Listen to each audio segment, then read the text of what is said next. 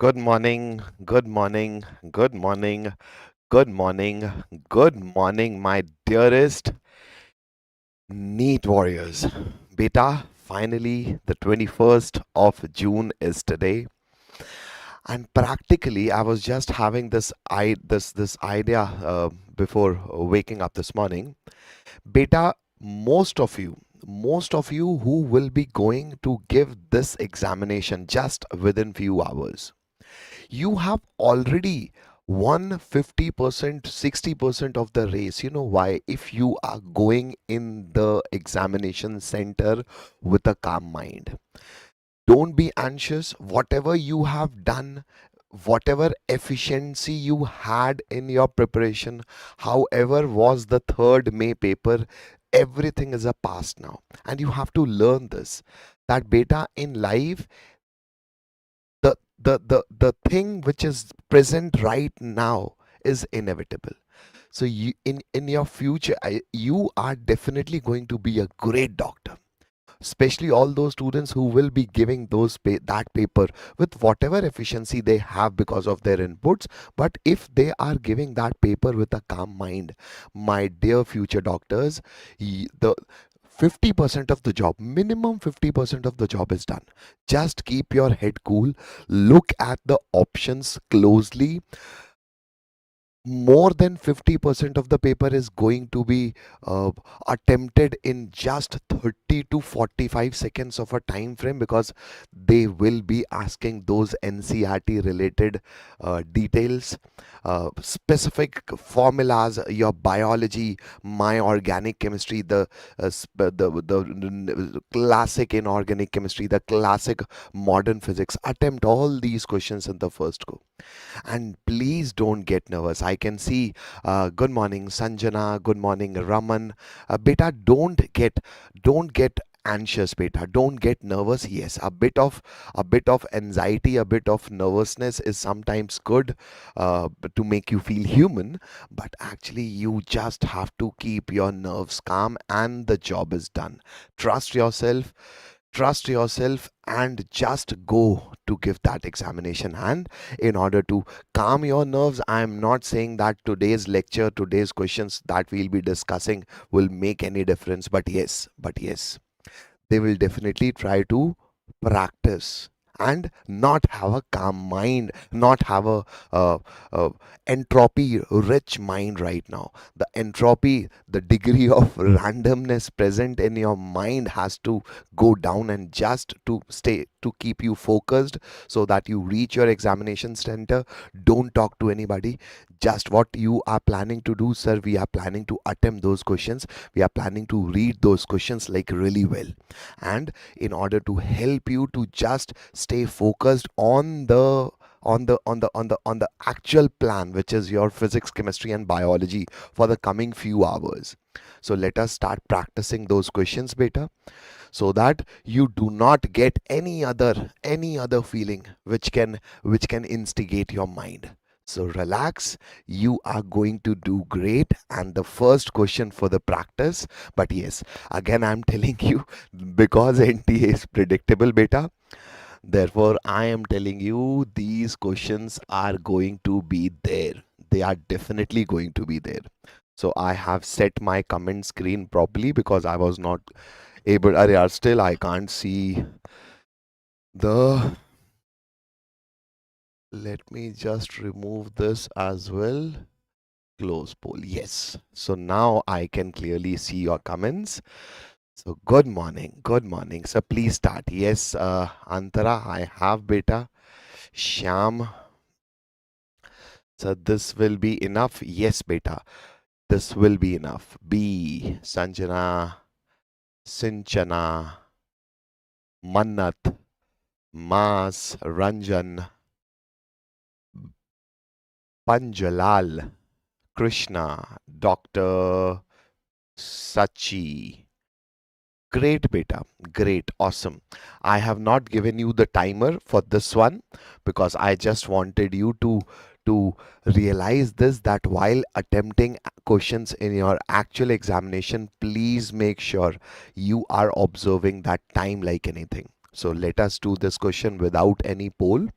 The question says, cerium is an important member of lanthanoids. Definitely, sir. After lanthanum, cerium becomes the first element. That is, it is 6s2 5d1, and because the first element of lanthanoid, so this will rather be 4f1. Now, which of the following statements about cerium is incorrect? Beta, please make sure you're reading this. It can show common oxidation state of, yes sir, +3 also, +4 also. Why +3? Because once these outer electrons are gone, the 3 will be given. Once this extra inner shell 4f is gone, then obviously +4 can be given. So because this is correct, so not an answer. The +3 oxidation state in cerium is more stable than +4. Yes, sir, because all the lanthanoids, although they may show, because why it can show +4? Because it will attain an inert configuration. But, sir, we know this, that all the lanthanoids, their group oxidation state is +3. So, even if because of stable electronic configuration, they can form some other oxidation state, but rather they try to come in their period oxidation state, which is they all act as aluminium, as in whatever the compounds they form are always in +3 oxidation state. So definitely, sir, this is also correct, so not an answer. C is saying the +4 oxidation state. No, sir, it is definitely known. Yes, rather not stable. +3 is more stable. Although electronic configuration, it acquires stable electronic configuration, inert electronic configuration. That is why +4 exists. Else, the common oxidation state for all lanthanoids are +3. That means this is definitely incorrect. And because incorrect, so an answer. I hope everybody is clear. Yes. But I definitely know that you have to take this time consideration in your mind. So take this time consideration in your mind. Do not invest more than 45 seconds on any question. If at all it is taking, I move forward. So 45 seconds timer for every question like this. Even if while observing the first line only you can see, it will require time. So you should not attempt such question in your first go. Generally, the examiner makes such a pattern where initially you are thrown with such questions which are bound to have some numericals, and that's why people get stuck.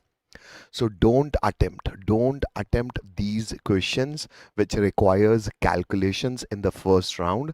Obviously you have that idea with you, but while reading a question, we sometimes hit our ego, and then we start fighting that question. Acha sir, 10 seconds more, sir, 5 seconds more. Don't do that. Don't do that. Don't try to become an hero in front of a question. Rather, dump that question and attempt the easy and moderate ones. Quick.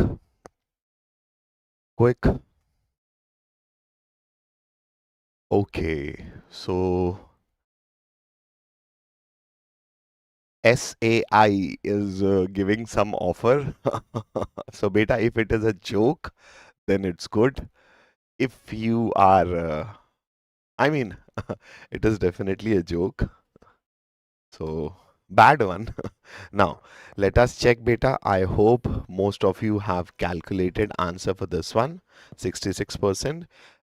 Nikita, Ratna Kala, Falak, Monica, Sachi, Sanya, everybody, great beta.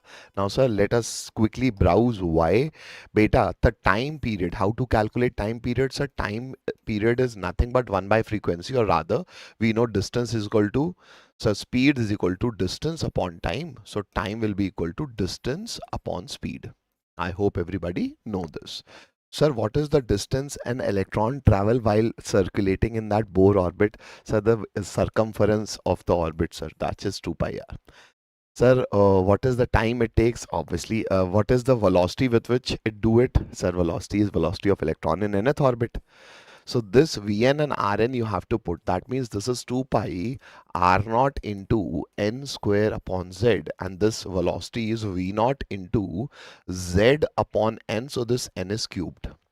I hope now you know the proportionality. This is n cube upon z square. Obviously, you will not do such question because here you have to put in all that value. So what will be time period? 2 is 2, pi is 3.14, r naught is 0.529 angstrom, because I am putting everything in SI unit. Therefore, this will be 10 raised to power minus 10 meters. V naught will be 2.18 into 10 raised to the power 6 meter per second beta. Intentionally I have brought these questions because this will be refreshing all your formulas also from Bohr model. So after putting all those values, now I'm putting these variable, which is n cube upon z square. What is n, sir? It is fourth orbit, sir. So 4 cube upon z square. For helium, z is 2, so this is 2 squared. So yes, you should definitely, I guess once you solve it, you will get something around 2 point something into 10 is power minus 15 seconds. Answer, the multiplier says deci, centi, milli, micro, nano, pico, femto. Femto as in the seventh finger. That means minus 1, minus 2, minus 3, minus 6 after 3, 3 stable, minus 6, minus 9, minus 12, minus 15. So that means this is nothing but femtometer. So I hope with this question we have revised all the formulas of Bohr model. We have revised this conversion factor, also a good question to have a hands-on practice at this time. But yes, definitely a probable one also beta. But yes, you should attempt such questions not in the first go, because they are not difficult, so they are requiring time. And we know biology, organic chemistry, some inorganic questions, they will not be taking any time of ours, sir. So we are not, we are very smart doctors. So you tell me what a smart doctor will do, sir. The smart doctor will do these time consuming questions in the second part or the third part of the paper. I hope everybody is good. Remember, yes, this is just an exam. It does not define you. Stay positive and happy. Thank you, everyone's bias. Thank you for sharing that positive feeling.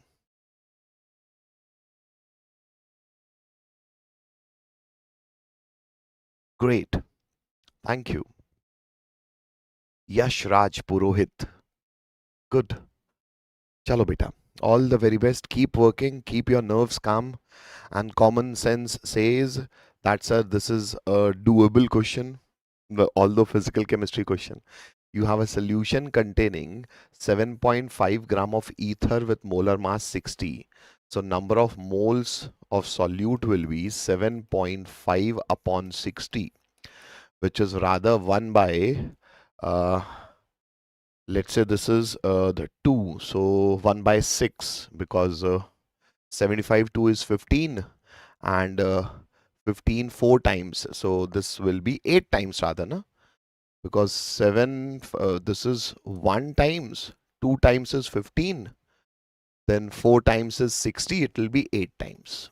This is, yes beta, these things happen. So in the morning, do these calculations so that you get hands free.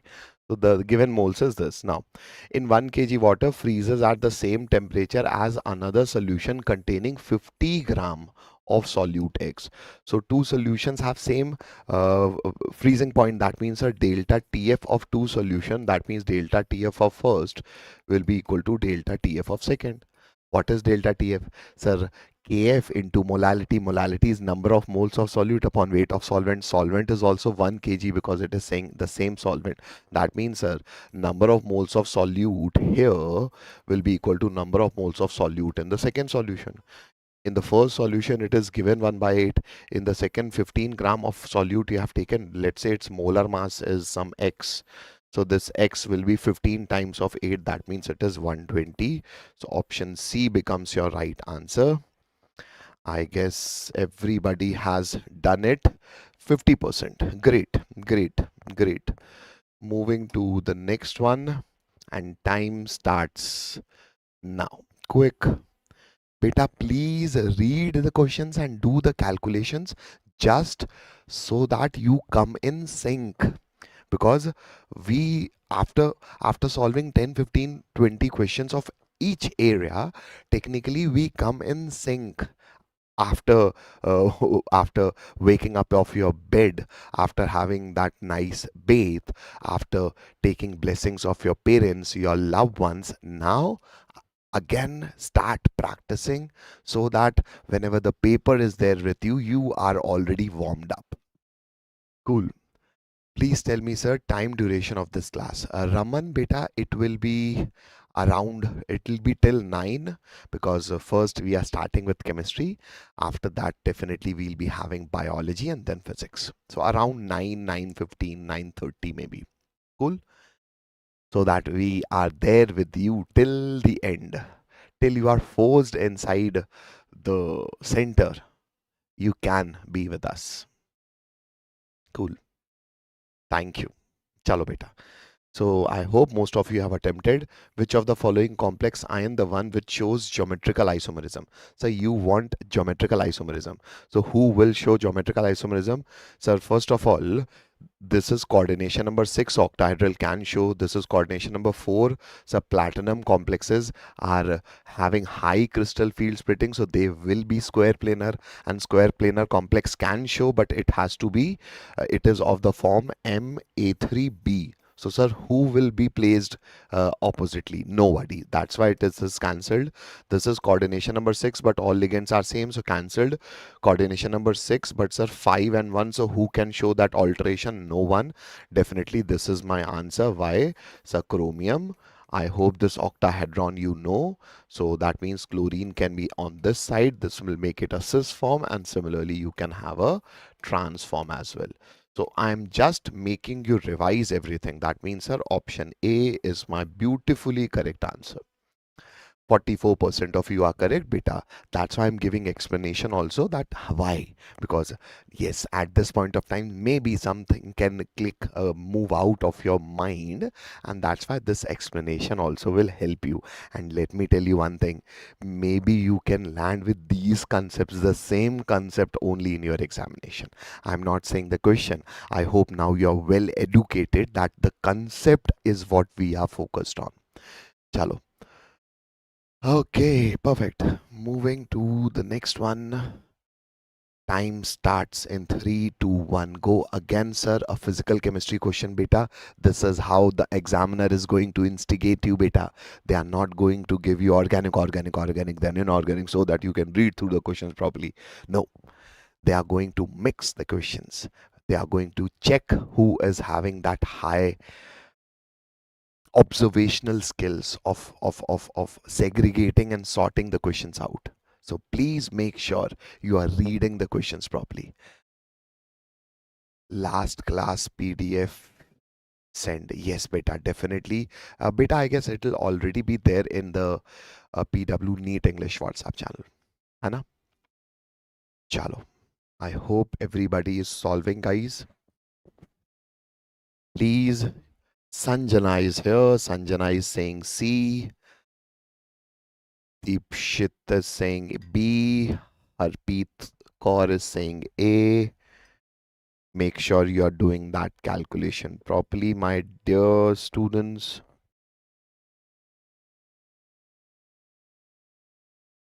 डर लग रहा है sir. No worries, beta. Don't be afraid.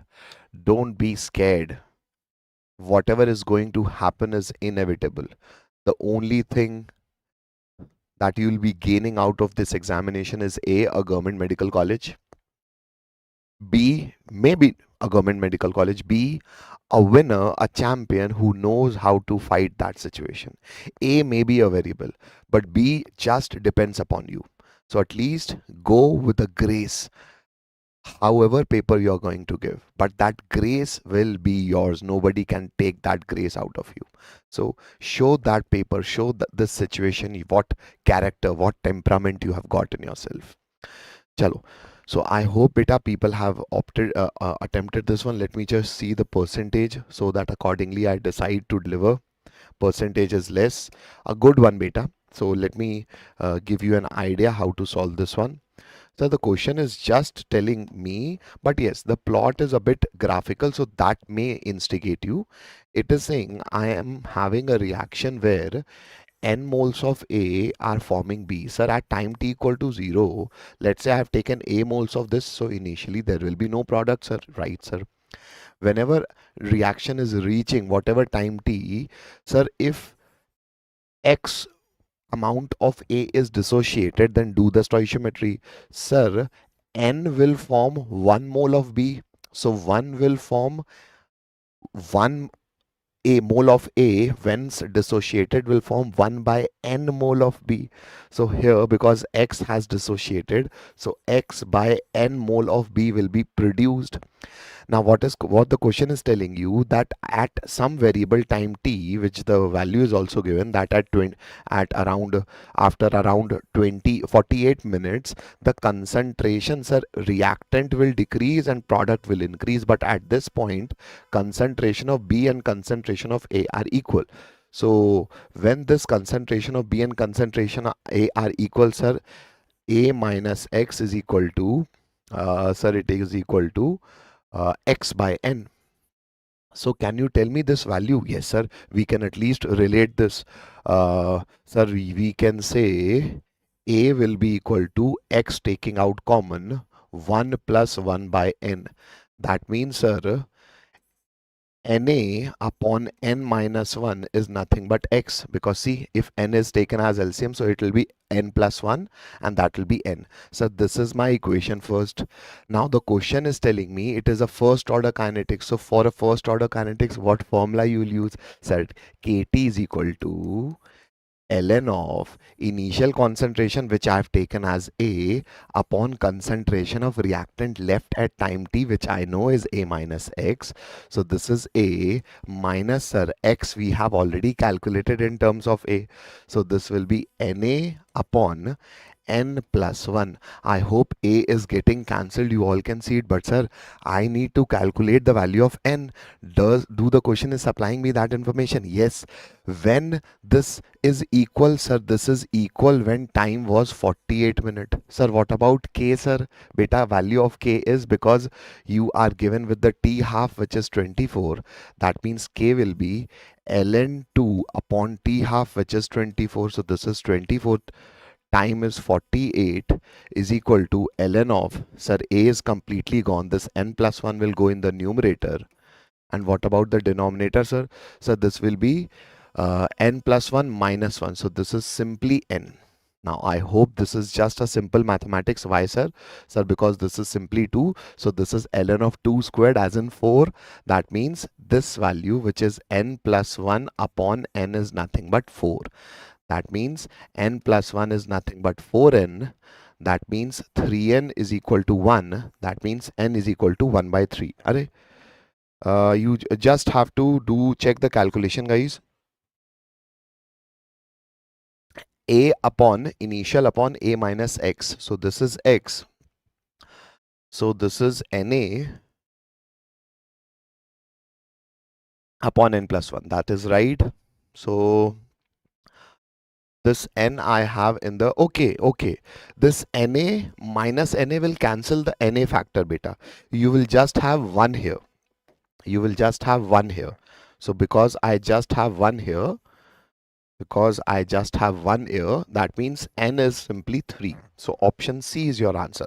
Definitely, beta, good one. I'm not saying this question was attemptable, but we are here to practice, and these first order kinetics question you will get. These first order kinetics question you will get, and this is what happens in the examination also, that it instigates you. You can't leave that question. Please leave such questions for the first go. Although doable, but you also miss, sir, that was Na minus Na. So the more you get stuck to a question, so rather do all your easy and moderate question first, and then come with confidence and charge these questions. How to find those doable questions, sir? Whatever factual questions you know are definitely doable. Now let me just give you an idea for this particular case. Acha chalo, I guess you are bio, you are more, my JEE students definitely don't like this biomolecule chapter, but I guess you must be very much versed with it. Quick. Yes. Sir, definitely, sir. What is sucrose? Beta sucrose is having that glycosidic linkage between alpha D glucose and beta D fructose. That means, sir, A is 3. If you just check this A, which is 3, you should know option 1 is your beautifully right answer. So 81%. Great. Now these are the questions you should never miss. And these are the questions you should never do in the first go because they will again be requiring calculations. Cool? Cool? Chalo. Moving to the next one. I guess a beautiful, basic, rather a beautiful one from thermodynamics. Quick, everybody.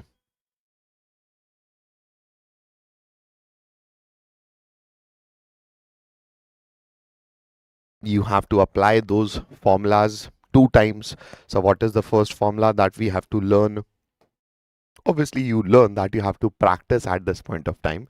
So the first formula is delta U is equal to delta H rather, enthalpy change is equal to internal energy change of the system plus for a chemical reaction, this will be delta Ng RT. Yes, it is actually the mechanical work done capacity of a system, which is delta T, delta change in PV. But rather for a reaction, for a chemical change, we write so difference in gaseous moles of product and reactant. So the reaction is given to us. This is 2. This is 2, this is 1, so delta Ng value will be, so this value will be 2 minus 3, that means it is minus 1. Now, delta U is given to you, make sure you are seeing these units very properly, that's in kilojoule, while you have to calculate delta G also in kilojoule, so rather, let me just put delta U in kilojoule only, which is minus 10.5. This delta Ng value is minus 1, so this will be minus of R value in joule will be 8.314. But yes, for your ease of calculations, you can either write 8.314 can be written as 25 by 3. 8.314 can also be approximately written as 25 by 3 for the ease of your calculations. So R, what is the temperature, sir? Question is talking at 298 Kelvin, rather take approximately 300, but sir divide by 1000. Why divide by 1000? Because now this is also in kilojoule. So this is how you will be getting your value of delta H. Sir, what to do after that? Beta, then calculate delta G. Please remember the formula. Delta G standard will be equal to delta G is delta H not standard minus S T delta S. Sir, Gibbs free energy change is equal to enthalpy change minus temperature, absolute temperature multiplied by entropy change of the system. Sir, what is asked in the question? Sir, this value, sir, delta H naught, we have just now calculated. Let's say that value is A. So delta S value, now see, this is given in joule. So rather, I want delta G in kilojoule. So that make that also in kilojoule. How, sir? So it is given as 44.1 into T. What is temperature? 298, so approximately 300. So this is in joule. If I want kilojoule, so here also I divide by 1000, and definitely most of you have already seen it. That's why it is coming out to be positive. So you can approximate also. That is why that approximation I'm doing initially only. So that approximation will definitely fetch you with option A. 77% of you have approximated it. So great, awesome. Moving to the questions which you should never miss in the first go. The organic, rather beta physical chemistry, wherever you require to write at least 2 lines, 3 lines, don't do such questions in the first go, although they are not difficult. But sir, ultimately we have to write equations, we have to take out a value, we maybe have to put that value in another formula like in the previous one. So that will rather require time. They are not difficult, but they require time, and as a good manager you should not do them in the first go. Yes, good morning Asmu, good morning. All the very best, beta. Do great in your exam. Great, great, awesome, great. Chalo. C. Falak Khan is saying C. Ashish Dayal is saying C. Pooja. I guess, yes, sir, this is B2 at 6 as in diborane, sir, but B2 at 6 after seeing an alkene will transform itself in BH3, which is a Lewis acid, and this Lewis acid will attract the electron rich pi cloud, and because boron is also bulky, sir, so it will be connected to the carbon which is least hindered. That's why this guy will get boron and that carbon will get hydrogen. After reaction with H2O2 in basic medium, sir, anti-Markovnikov addition of water will take place because H has already been added over there. Now this guy will get OH. That means you are beautifully going to get option C as your right answer. So this is anti-Markovnikov addition of water, hydroboration oxidation. I hope everybody is clear. Moving to the next one. Please try बच्चों. Quick. Please try, guys. Quick. Everybody.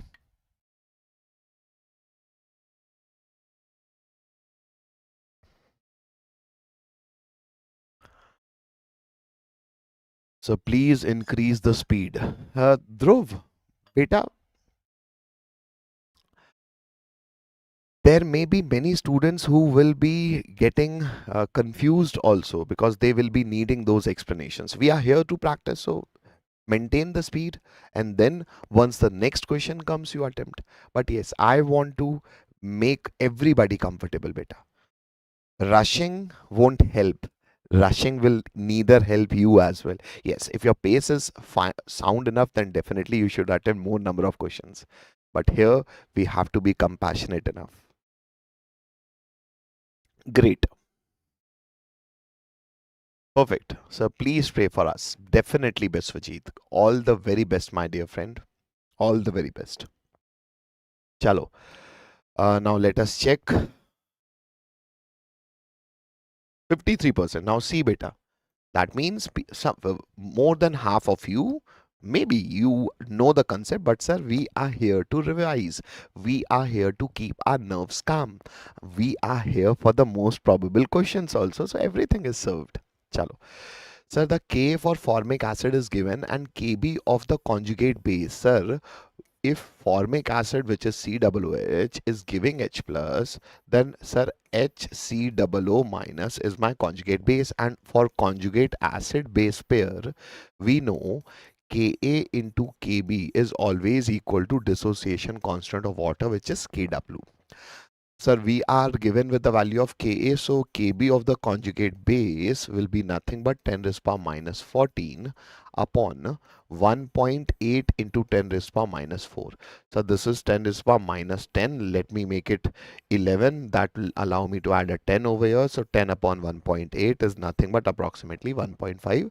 A very probable and doable question, beta, although belonging to ionic equilibrium. Moving to the next one. Time starts in 3, 2, 1, go. Quick. Please read the question properly, guys. Very properly. Quick.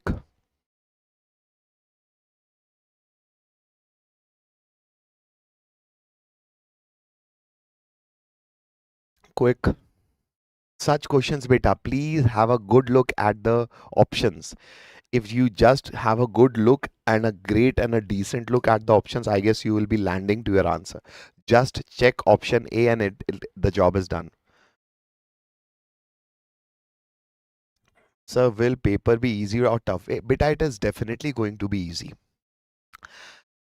Definitely easy. Why? Because even if it is tough for the initial half of your time, you will be going for those easy and moderate questions.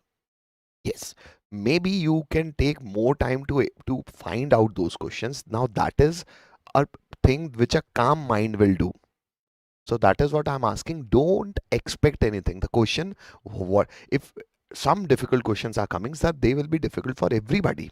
The question, the examiner is not coming in front of you. Hey, now you have to do this difficult question. Everybody will be doing that question. So you just have to find those easy and moderate questions first, right? Chalo, I hope time is done. And I hope most of you have attempted it. Answer is definitely Bombay. 88%. Great. Sir, if you just check the first option, which is metal A4B2, so that definitely means it can exhibit cis-trans isomerism. So it can either be 2 or 3. So 2 or 3. And if you just now diamagnetic, the magnetic nature you have to check. So here chromium is in +3 oxidation state. That means this is 3D3. And if it is 3D3, although ammonia is a strong field ligand, but sir, how the hell it will help? Because this will definitely have 3 unpaired electrons. That means this is bound to be paramagnetic. That means A is 3 and only option B is saying A is 3. Then definitely you have to check for all these options. But I hope for your exam you know how to approach a question. Please have a great eye, good look at the options also. It is going to make you, it is going to save your precious time from getting deviated from a question. Chalo, moving to the next one. Yes, mathematification of organic is also done by NTA. For my JE students, they have done it like in the January attempted. The mathematification was super visual. In mostly most of the organic and even inorganic questions, they have done mathematification. Then you have to do plus minus also, like this one. Yes, beta, definitely, Gauraji. You will all my blessings, all our blessings are with you, beta. You will definitely score 650 plus. Sir, how to differentiate paramagnetic, diamagnetic, how to differentiate beta? Paramagnetic, diamagnetic, the doubt the person is asking, beta, if I have unpaired electron, I will be paramagnetic because I will be attracted, I will be getting attracted by external magnetic field. Why? Because if I have unpaired electrons, then with the external magnetic field, I will try to cancel my magnetic moment because I have those unpaired electrons uh, uh, providing me a magnetic field. Sir, why? Because what is magnet, sir? The field that is created due to the movement of charges. So whatever type of motion an electron has, it definitely creates a parallel magnetic field as well. है ना? So all the elements which have all the paired electrons cancel their magnetic moment by themselves. That's why they do not want external magnetic field to cancel it. So that's why they get repelled from external magnetic field. So diamagnetic species are generally having unpaired electrons, having paired electrons, and paramagnetic have generally unpaired electrons. Cool. Chalo, sir, what about this one? Let me just check how many of you have. Chalo, good percentage, beta. Great. Awesome. So that means what we have to do, beta, first basic amines. So this is diazotization. So my aromatic amine will turn into N triple bond N plus and Cl minus. That means this is my diazonium chloride. With HBF4, I will be forming fluoroboric acid because fluoroboric acid is that diazonium salt which actually is stable till room temperature. A very important point, beta. This is stable till room temperature. So this Cl minus and H plus will be gone and I will be forming this diazonium fluoroborate. And this fluoroborate, if heated independently, it will form fluorobenzene. But here it is treated with NaNO2. So here NO2 minus will be approached, this nitrogen will be released, and I will be getting a nitrogen substituted toluene. And what nitrogen substituted? It's a nitro group. So this will be my product, which in the question it is said as Z. Now the job is not done. The job is not done. It is again asking us that you have to give percentage of carbon in Z. So how many carbons I have? Sir, 6 plus 1, 7. So percentage of carbon will be 7 carbons I have. Every carbon has atomic mass 12. Then definitely you have to calculate the molar mass of the compound into 100. You can approximate also, but yes, that into divide, please do in your rough copy parallelly do that calculation and then definitely move to the next one. The next question is in front of you and the time starts now. Quick, quick, quick.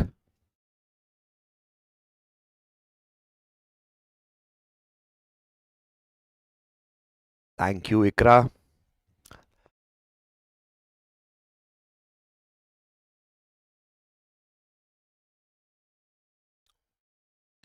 Great. Best of luck, everybody. That's great, Ayan.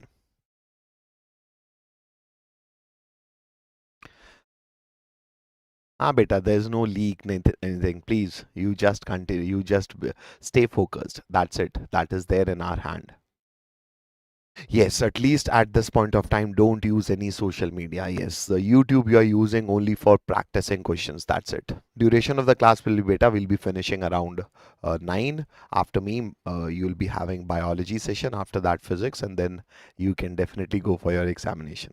Chalo, the time is done. Let me just check how many of you have got it. Less percent. So let me give you an idea regarding this. The question says in the compound X, hyperconjugation is present and in Y, resonance is present.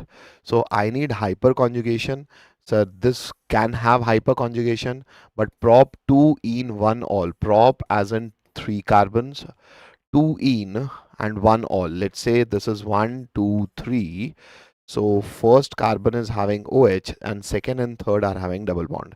So this is pi sigma sigma. Sir, it can't have resonance. That's why this is gone. Aniline can have resonance but not hyperconjugation, gone. So toluene, the CH3 group can definitely show hyperconjugation. These hydrogens. So this can have hyperconjugation, and nitrobenzene can definitely show minus R.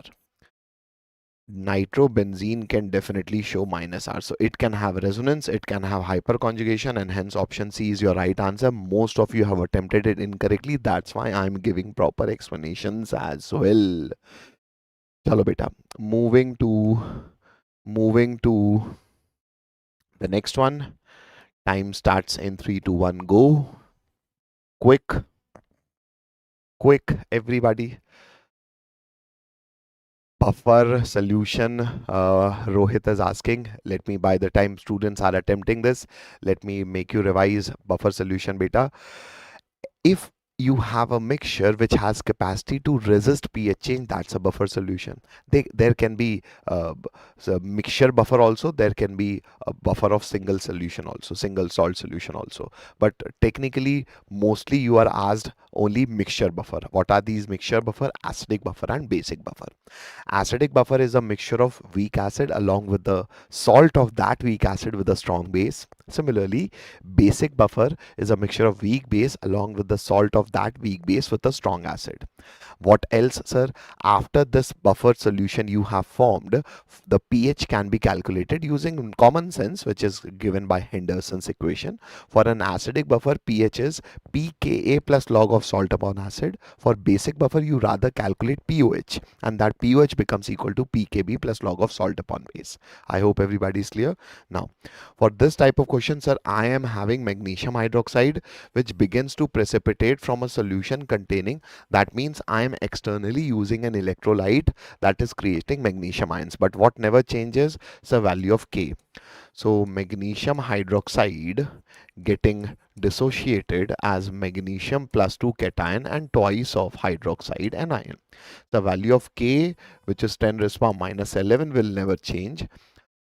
Whatever magnesium ions we have got, some I'll get from this, but maximum I'll get from this. So according to Kauman ion effect, that will be my most probable concentration of magnesium plus 2 ion.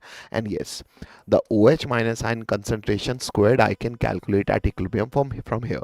So OH minus ion concentration at equilibrium will be nothing but this is minus 11, this is minus 1, that is minus 10 under root. So this is minus 5. That means I know the value of pOH will be 5, but we are asked the value of pH. So rather pH will be 14 minus 5. That is definitely 9. I hope everybody is clear. 36%. So I hope now, why people have said 10? Chalo, I hope now everybody is clear, guys. Moving to the next one. Yes. Quick beta. Quick. Read the question properly. A probable question from salt analysis. Don't remember all that salt analysis. At least learn that table which I have given in my live inorganic lives many times. Sir, the cations are arranged in 6 groups starting from 1, 2, 3, 4, 5, 6. For ammonium cation, we have a zero group because Ksp value, although ammonium has also got precipitate as iodide of Millen's base using Nessler's reagent. But because its value of Ksp is more, that's why that that zero group is written after sixth group where the magnesium cations are detected. So please remember that group reagents and at least remember how these salts are precipitated. Sir, it is talking of the alkaline earth metals. Sir, they are precipitated in form of their carbonates. Both these alkaline earth metals are precipitated in form of their carbonates. Yes, you can only crack such questions if you just remember that table, beta. That table of cation that I've given many times. I hope you will be having it. But yes, please remember and learn that table which of group reagent and the type of salt by which in which form the salts are precipitated. You can even skip the color if you want, but the precipitate you should definitely know. The group reagent you should definitely know because it's a high probable question, beta. Quite high probable. Cool. Perfect. Ha, ha, ha. Okay. Anu is saying going to the exam with zero preparation but great confidence. That will also not help, beta. That will also not help. Chalo. Great. Great. Best of luck for RE-NEET. Best of luck, everybody. Okay, now please show that, beta. You just have to go to the inorganic lives, beta. Because yes, this session we didn't want to give more information. That's why I have not brought that table. Chalo.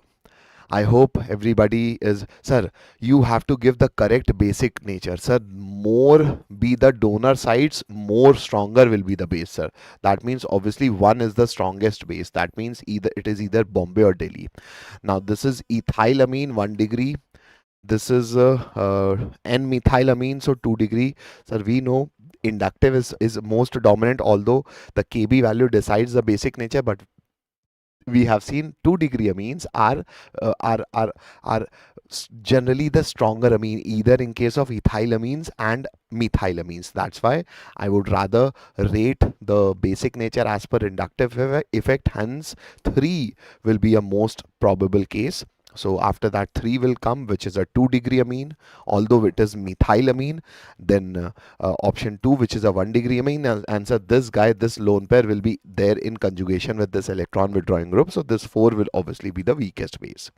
So that means Bombay will definitely be your right answer, which I guess most of you, okay, 57%. So percentage is less, but still I hope now everybody is clear. Moving to the next one. Time starts in 3, 2, 1, go. Quick, quick, everybody, quick, quick. Chalo. Yes, after this, beta, you will be having your biology session.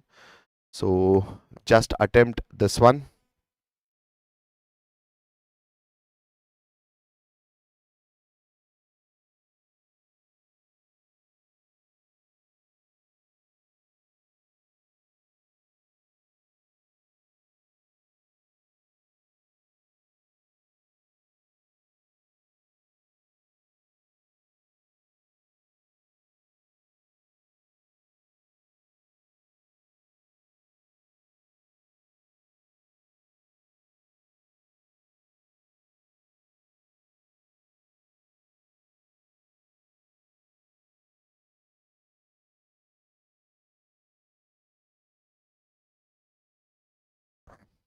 Hello. Yes, beta.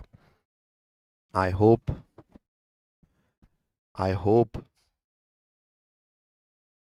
Chalo. Perfect. Sir, answer to the question is Delhi. Less percentage. I expected that. I expected that. So beta, let us read through the question. Heat of formation of acetylene is X. Sir, heat enthalpy of formation of acetylene as in CH triple bond CH is given. And that of ethylene, sir, that means of CH2 double bond, CH2 is also given, sir. What is the heat of hydrogenation? Now, what is heat of hydrogenation? Sir, if I have this alkyne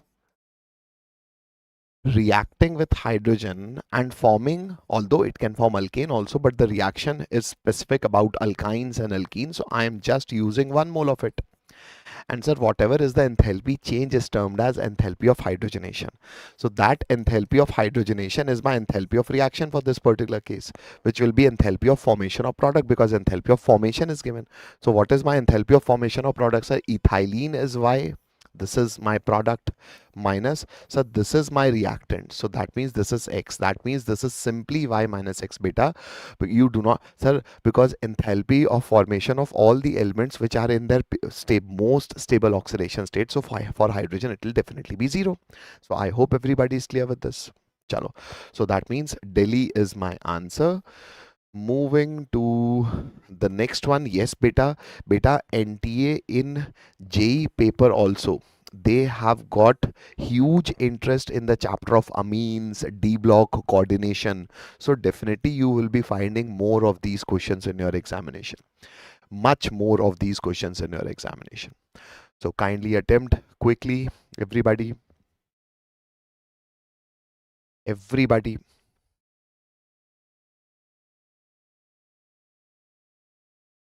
Okay, you are from Bihar. Great.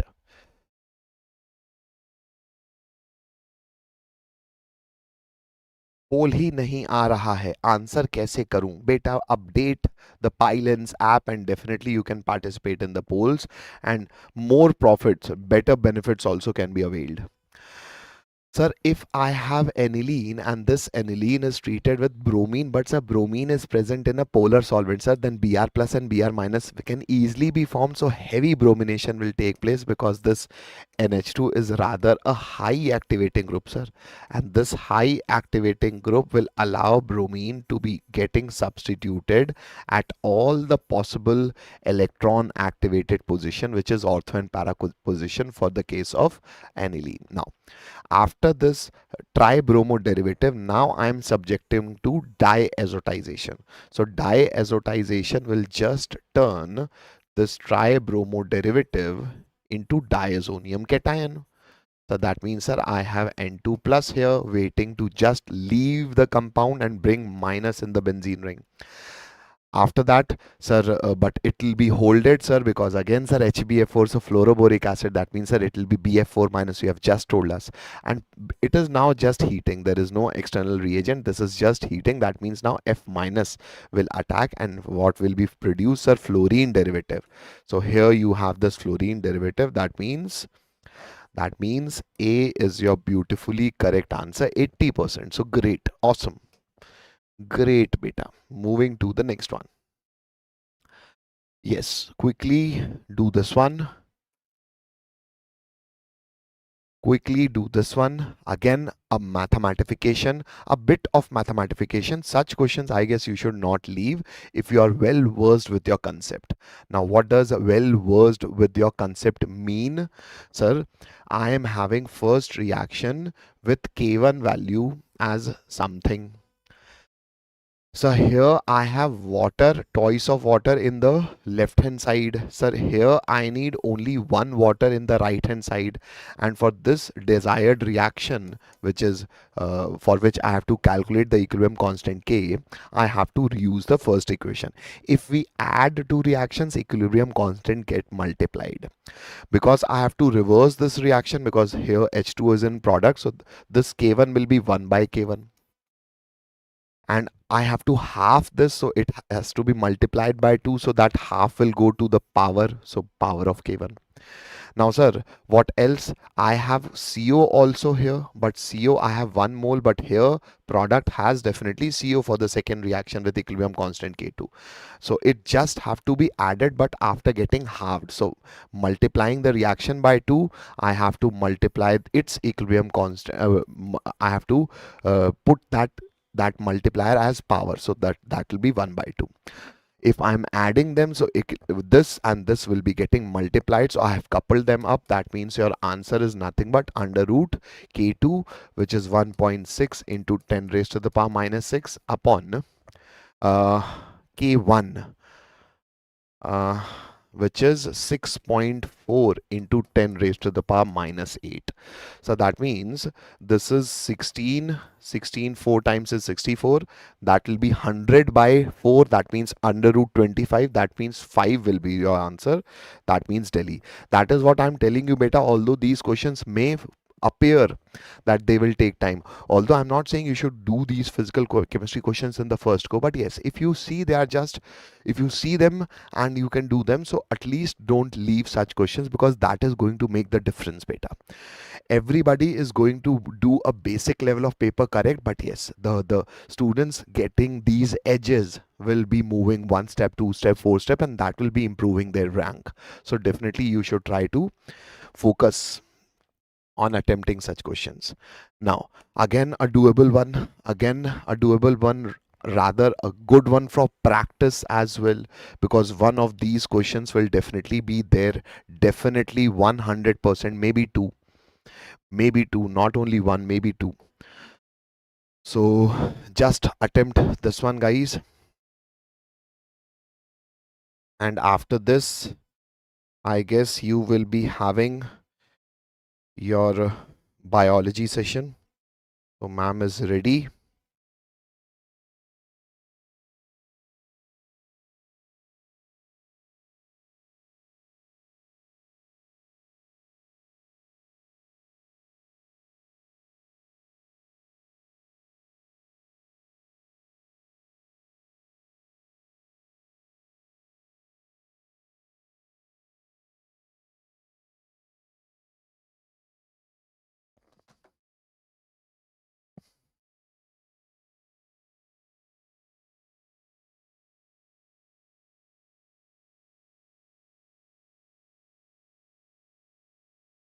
Chalo.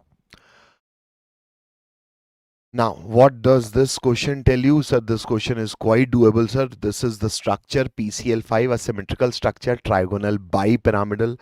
So where you have this trigonal bipyramidal, sir, just this A. None of the option is saying A as one. So definitely, beta, the structures, these match the columns.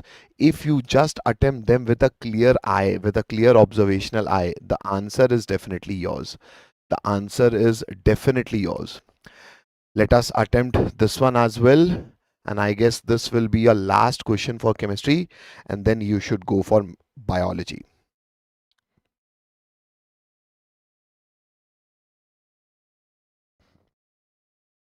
Quick. Sir, admit card में है? Just frame that question again, beta. Beta, you can score whatever is best for you. Just trust yourself. Likhit, just trust yourself. This is not the time to feel anxious. The reason we are coming with these practice questions is so that you may not get any time to feel anxious. Rather be confident with yourself. Be in whatever amount you have, whatever amount of energy your parents has brought in for your situation, which are there is at this point of time.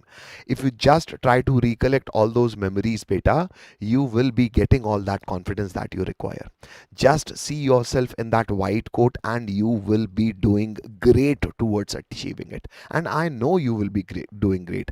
The only reason I'm here, the only reason we are here, so that you cannot bother about those negative energies at this point of time. Rather, keep on practicing. Keep on practicing. That will also help you to warm up. Chalo. I hope most of you have attempted this one. Let me just check the percentage. Percentage is less, beta. So I guess again, let me just give you an explanation. See, sir, beta, if you pass electricity, the amount of any product that is produced at any particular electrolyte is given by the quantitative analysis. The first law of Faraday's, which says the weight deposited of any electrolyte at any electrode is directly proportional to the charge's current passed into the time period for which it is passing. The proportionality constant is electrochemical equivalent, which is Z. This Z is nothing but equivalent weight of the substance upon Faraday's number. This Faraday's number is charge on 1 mole electron.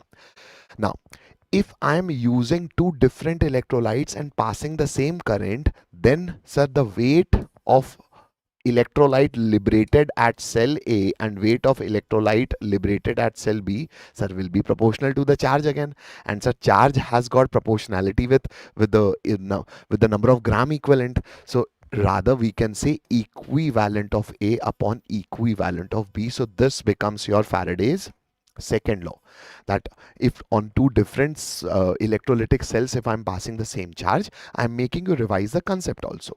Now the question is telling me that I am getting 1.8 gram of aluminium. So for aluminium, what will be equivalent weight? So its atomic weight is 27 and its valency factor is 3 upon the equivalent weight of sodium will be, sir, atomic weight of sodium is 23 upon valency factor is 1. I hope everybody remember this, that aluminium will require 3 electrons to be deposited as aluminium solid from its aqueous solution. So sodium will just require 1 electron. So a basic, I guess everybody knows. So this is very beautiful and a very probable question from your Faraday's law, electrochemistry beta. Now, this weight you have to calculate, sir. So this weight that will be of sodium will be what, sir? This weight that is of sodium will be, this is nothing but 9, sir. So this is 9 this is 0.2, sir. That means this is 0.2 times of 2. So it is 46 or 4.6. So definitely 1 is your answer. I hope everybody is clear. I hope everybody is clear. Chalo. So let us just attempt this last one, so that after that, I guess your biology session will be ready. Beta, let us attempt this last question again. That makes the previous one our second last. Equivalent weight in short. Beta, equivalent weight, Pooja, equivalent weight is whatever substance you are depositing. Maybe it can be liberated, it can be solidified and deposited. So equivalent weight is the atomic weight of that species upon the number of electrons it is transacting per unit. Like let me explain that. For example, if you want to deposit barium, so barium will be requiring 2 electron to be deposited as barium solid. So 1 mole of barium will require how many electrons? So 2 electrons. So its equivalent weight will be atomic mass of barium upon the valency factor, which is 2 electrons. So that means upon 2. Cool. Now let us attempt this last question, and then the conductivity of a saturated solution of barium sulfate is given. Beta, please make sure you are watching these units very properly, because this is Siemens per centimeter.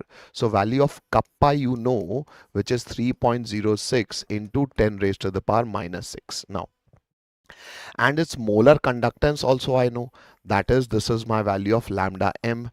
This lambda m is 1.53 Siemens centimeter square per mole. So what is the relation, sir? Relationship. But sir, I am asked value of KSP. How, sir? Beta, barium sulfate is not a strong electrolyte. Sir, if it is having a saturated solution, that means you are forcing that electrolyte to form a saturated solution. That means, sir, you are already creating a situation because at only infinite dilution for me, I can form a saturated solution, because ultimately I am a sparingly soluble salt. I don't form ions, but you are increasing the dilution, because on increasing dilution, Oswald dilution law says that all electrolyte can be forced to form a saturated solution. They can be forced to dissociate to their maximum extent. So that means, sir, this value will be the limiting value, sir. And definitely, sir, in general I can say lambda m is equal to k into 1000 upon molarity if unit is in centimeter. But this lambda m approaches the infinite value, so this is lambda m naught. But when once the concentration approaches the level of solubility, this of those sparingly soluble salt, so this will be k into 1000 upon S. So value of lambda m is 1.53. So value of k is 3.06 into 10 raised to power minus 3, sir. Why? Because this minus 6 and this 1000 will be getting cancelled, and this will be serving you the value of S. So value of S will be nothing but, this is, sir, approximately we can see only it is 2 into 10 raised to power minus 3. But you are now not asked S also. You are asked the KSP value. So for barium sulfate, sir, it is of the form 1:1 salt. So the KSP value will be S square. And S squared will be 4 into 10 raised to power minus 6. So that means option Delhi becomes your right answer. Great. So 41% of you are good, are confident. I had some few questions for you, but yes, after this, you will be having your biology session. So all the very best, guys. All the very best. And I know you will be doing great. So bye-bye. Go for your biology and do great in your examination. All the very Good morning, guys. Am I audible? Hello.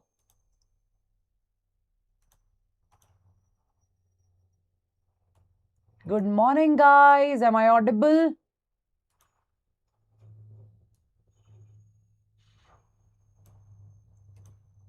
Yeah, I am. But am I visible? So, hi, everyone. Good morning. What's up, people? Hello. Very good morning. Very good morning. Very good morning. All the best, guys. I hope you all are doing good. What's up? What's up? Usually, I don't feel that much active after waking up, but today, finally, right? Your most awaited day. Finally, seriously, no voice. What are you talking? What are you talking? Good morning. Am I audible? I think I am. Good, not audible. How is it possible? Now, am I? Good morning, guys. Now am I? Now am I? Vishwajit, last class. PDF. Arey yaar, now we don't need any PDF. Good morning, good morning, good morning. Now am I? Still? Still? Let me refresh. It's fine. Can we continue? If it is a yes, do let me know in the chat section. Thumbs up in the chat section.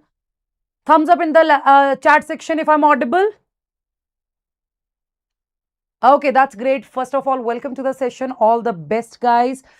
I really hope that today you just give your best. And one thing that I really want to address is please do not repeat the mistakes that you made in your last attempt. That's it. That's it. That's the last advice. Keep yourself calm. You are going to do your best. Okay, so that's what you have to remember. Bus. Usually, I'll be honest, after waking up, I don't feel that energetic, but today is the day, right? Today is the day, 21st June. We can never forget this date this year, right? So I really hope you all give your best and just stay calm, stay positive. Whatever is going to happen after this, we'll accept it with grace. That's what you have to remember. Okay, that is what you have to remember. So reach there means to your examination center on time and just take care of yourself. Eat something, right? Eat something. Have light breakfast. Bus. Okay, okay. I think now though I'm audible. Now I'm audible. Chaliye, let's start. Let's start the first question. The journey, literally the journey with all of you, it was amazing. It is still amazing. We still have some time. And today we are going to meet in the evening for what? For the paper discussion. Okay. So see you all after your paper. Now let's start with the MCQ. Here you have your MCQ. Here you have your MCQ. Ma'am, can I bring medication? Yeah, beta, you can. You can. That is not a problem. You can, beta. But take care of yourself, guys. So quickly answer this question. Quickly answer this question. And beta, after today's session, after your paper analysis, please don't show me your face. Okay, I really don't want to see you. I really want to see NEET 2027 aspirants, not NEET 2026. Yeah, ma'am, I was not able to make it. Bus, chill. Right? After the paper, just enjoy. Bus. This is what I want to tell you. So now go for it. Answer this question.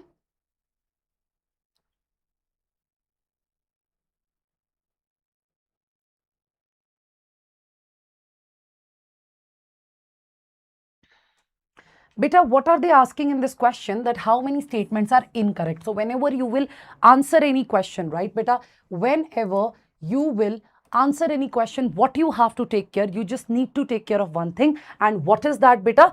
Are they asking correct or incorrect? This is the thing that you have to focus. Now, humans have an auto-excitable chambered muscular and myogenic heart. Obviously, the heart is mesodermal in origin and is present between two lungs. Symmetrically present? No, ma'am. It is a bit pushed towards the left side. Opening between right atrium and left ventricle? No, beta. Between right atrium and right ventricle is guarded by tricuspid valve, and only the SA node of the heart has the ability to generate the action potential without any external stimulus. Beta, it is not only, but yeah, SA node will be the one that is going to initiate the wave of contraction. Others are also there. Others are also there. Then further it will pass. So 3 are going to be the incorrect statements, which are going to be our correct answer. Absolutely. Chaliye, let's move to the next question, guys. Let's move to the next question. Okay. Dash is defined as an ecological state of a species being unique to a specific geographical location. That's the question. Being unique to a specific geographical location. That's the question. Yep. Yes. The keyword here is unique.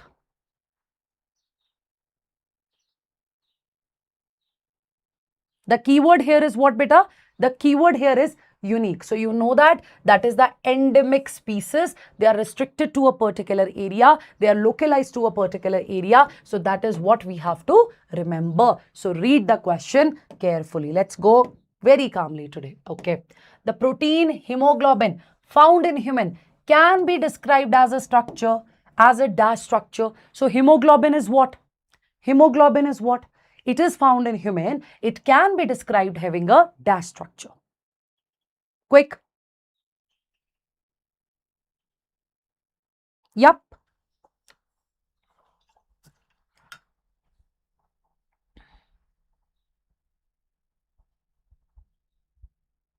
Yes.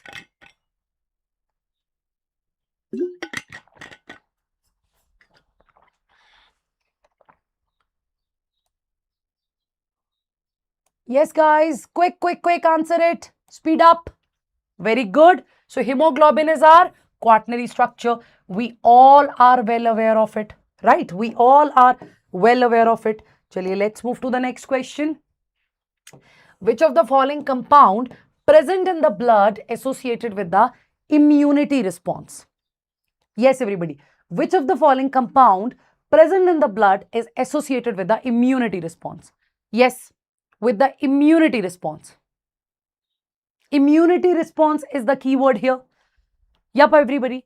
Immunity response is the keyword here. Go for it. Immunity response is the keyword here. I can see many students are answering it correctly. Beta, here it is not D. It is going to be gamma globulin, right? Your immunoglobulin, what do you call it? Don't you think that you call them as gamma globulin? Yes, everybody, please pay attention. Don't you think that we call them as what? We call them as gamma globulin. This is the word that you use for your immunoglobulin. So immunoglobulin, gamma globulin is one and the same thing. So it is going to be A. It is not D, bache. It is not D. It's okay to make mistakes here so that you can avoid such mistakes in the paper. Chale. Now, which of the following is used as a substrate for the production of CH3, CH2, OH? I hope you know what is the CH3, CH2, OH. I hope you know what is this CH3, CH2, OH.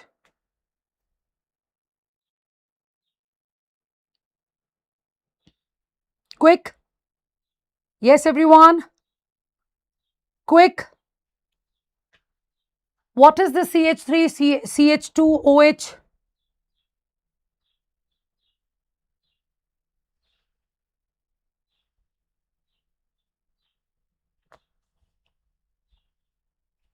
What's that? Yes, you are right. You are right. It is going to be malted cereals. You are absolutely right. Very good. Very good. Chaliye, let's move to the next question. Okay. During the synthesis phase, if the initial amount of DNA in the cell is going to be 15 nanogram, after the synthesis phase, the amount of DNA in the cell is going to be? Very good, beta. Very good. What is it going to be? It is a very simple question. I'm starting with very simple and the repeated questions, beta. And now slowly we will level up as well. Don't worry about that. We will level up as well. So it is simple. If the initial amount of DNA is going to be 2C, we know that it is going to be 4C. So it will be doubled. And if they will ask you number of chromosomes, so you know that number of chromosome will remain same. Number of chromosome will remain same. So that's what you have to keep in your mind. This is the basic concept and an important one as well, beta. Very good. Chaliye, next question. This is the next question that you have to answer. Quick. This is from morphology. This is from morphology. Guys, speed up.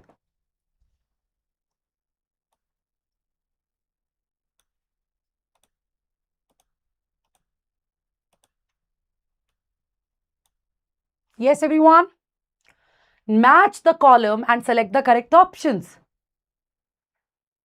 Like this question, I think we have practiced so many times. Beta, your leaf tendril will go for P, right? Your stem thorn will go for bougainvillea. So leaf tendril will go for P. One will go with 2 and leaf spine. Okay. The leaf spine you will see in the case of cactus.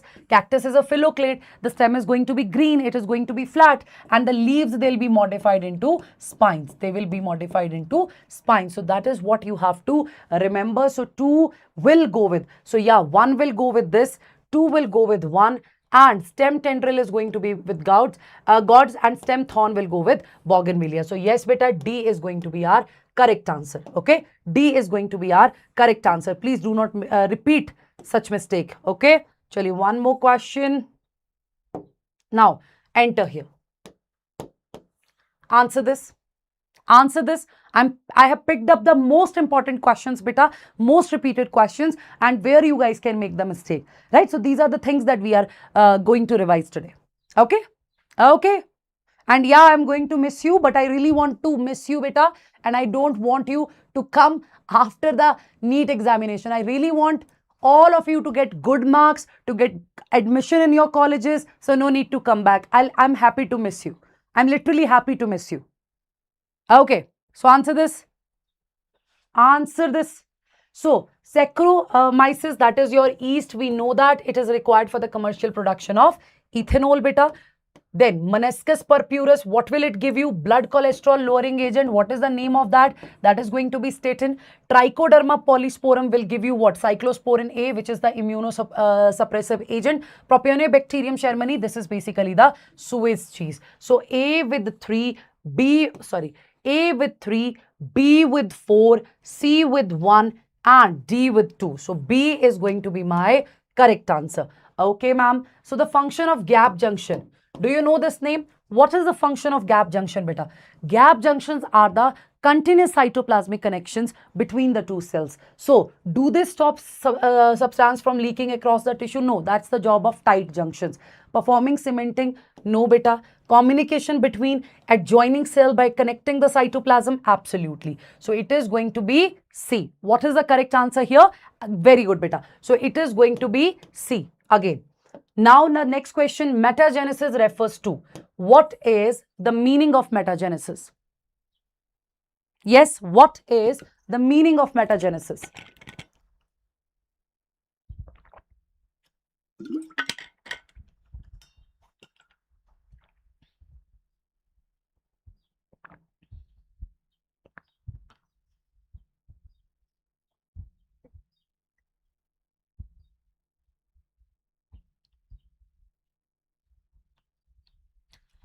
Hanji, metagenesis. Presence of segmented body and parthenogenetic mode of reproduction? No.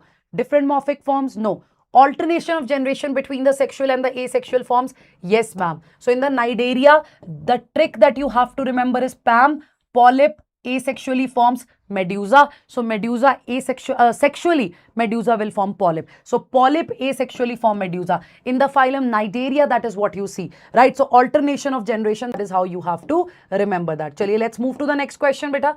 Let's move to the next question. Again, a very simple one. Without poll, let's discuss it, right? So what do you have here? They are saying in the correct sequence, they are asking for the meiosis. So you know that the very first thing is going to be synapses, bache, right? That will be in zygotine. Then comes the crossing over, that will be in packetine. So after that there will be what? There will be is it terminalization of chiasmata or is it disappearance of nucleolus? What should be the answer here? Very good. I can see many students are giving the correct answer. Very good, bache. Many students are giving the correct answer. Good. Keep it up. Keep it up. So what will be first? Yes, bacha. What will be first? Isn't it terminalization of chiasmata? Right? Isn't it terminalization of chiasmata, and then there will be disappearance of nucleolus. So we will have B, A, C and D. B, A, C and D. Yes, beta. That's the option. Chaliye, next question. Cutting of DNA at specific location became possible with the discovery of cutting of DNA. It is possible with the help of restriction enzyme. So you remember Herbert Boyer, Stanley Cohen, right?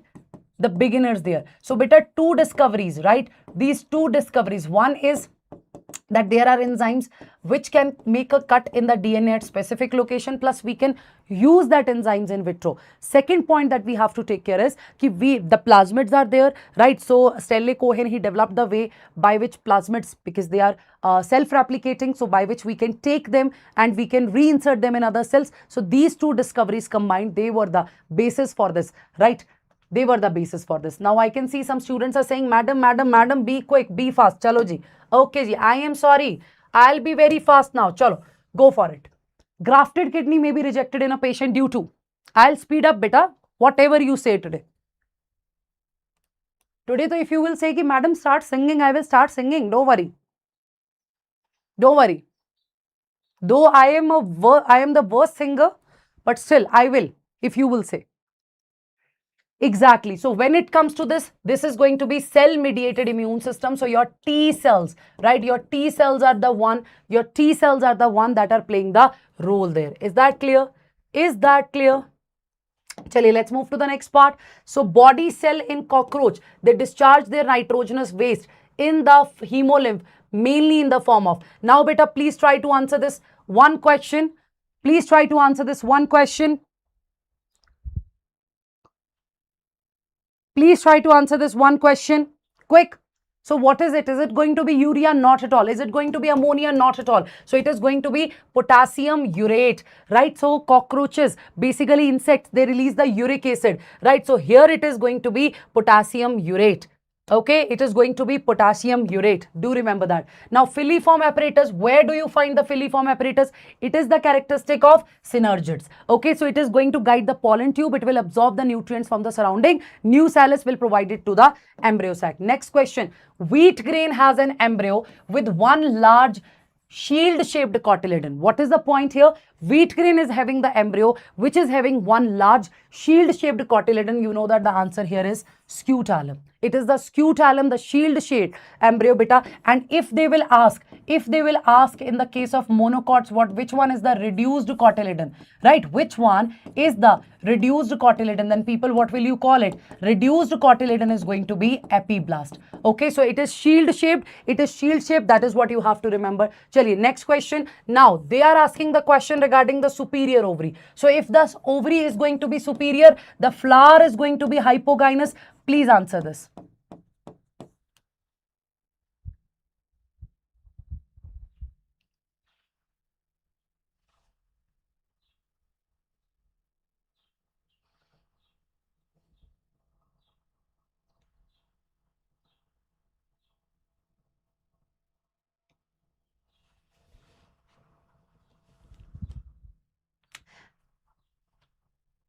Beta, here only guava and cucumber, they are not having the superior ovary, rather they will be having inferior. So rest all 1, 2, 3, 4, 5, 6. These 6 are having the superior ovary, that is they are going to have hypogynous flower, right beta? So it is the guava and the cucumber which is not having the superior ovary, rest all are having that. Chali, next question. Which one is not the function of skeletal system? Locomotion, production of erythrocytes, right? Not the production of body heat. That is not the function of your skeletal system. Now golden rice, what do you have in the golden rice? What do you have in the golden rice, guys? Quick, what do you have in the golden rice?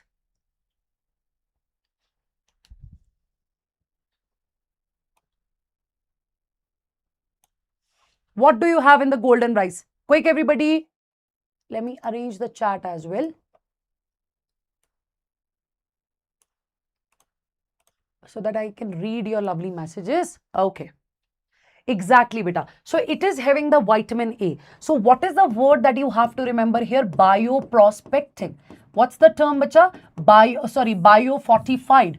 Right? Biofortified food. So what sort of food it is? It is biofortified food. So what is the phenomena that you have to remember here? The word here is biofortification. Now, madam, what is this biofortification? Biofortification means the food is having the high nutritional value. It can be having vitamin and proteins. Now, this is the golden rice having the source of vitamin A, right? The people having night blindness, they can take it, because you know that for the rod cells, rhodopsin is required.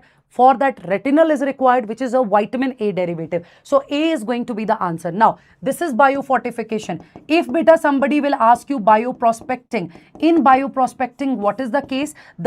I would say that when you are using the living beings for getting the commercial benefits from that, okay, you are using any microbe, any living entity from which you can get commercially important product, that is the bioprospecting, right? You are using them as prospect. So this is the biofortification. I hope it is clear to everybody, right beta? Next question. Chromatophores take part in, we know that they are the membranous extension. In the case of prokaryotes, they are present in the photosynthetic bacteria. Next question. Choose the incorrect statement. Quick, guys. Choose the incorrect statement. Yes, choose the incorrect statement.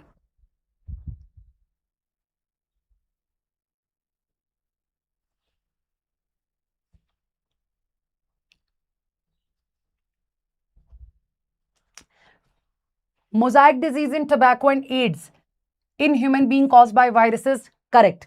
Viroids were discovered by, no beta, they are discovered by T.O. Diner in 1971. Which year do we have here? 1971. Stanley showed that the viruses could be crystallized through that. Term contagium vivum fluidum, it was coined by M.W. Wizrinick. So we have revised all the scientists here as well. So yes, you know that this B statement is the incorrect one. Now, what is the meaning of a pleiotropic gene, beta? So pleiotropic gene, a single gene is having multiple phenotypic effects. What is the another way to define it? We are saying a single gene is having multiple phenotypic effects, or you people can simply say a single gene is controlling more than one character, right beta? So it is control multiple traits in an individual. Absolutely correct, right beta? So this is what you have to remember. Now, human urine is usually acidic. Again, a previous year question. Human urine is usually acidic. Why, guys? Quick.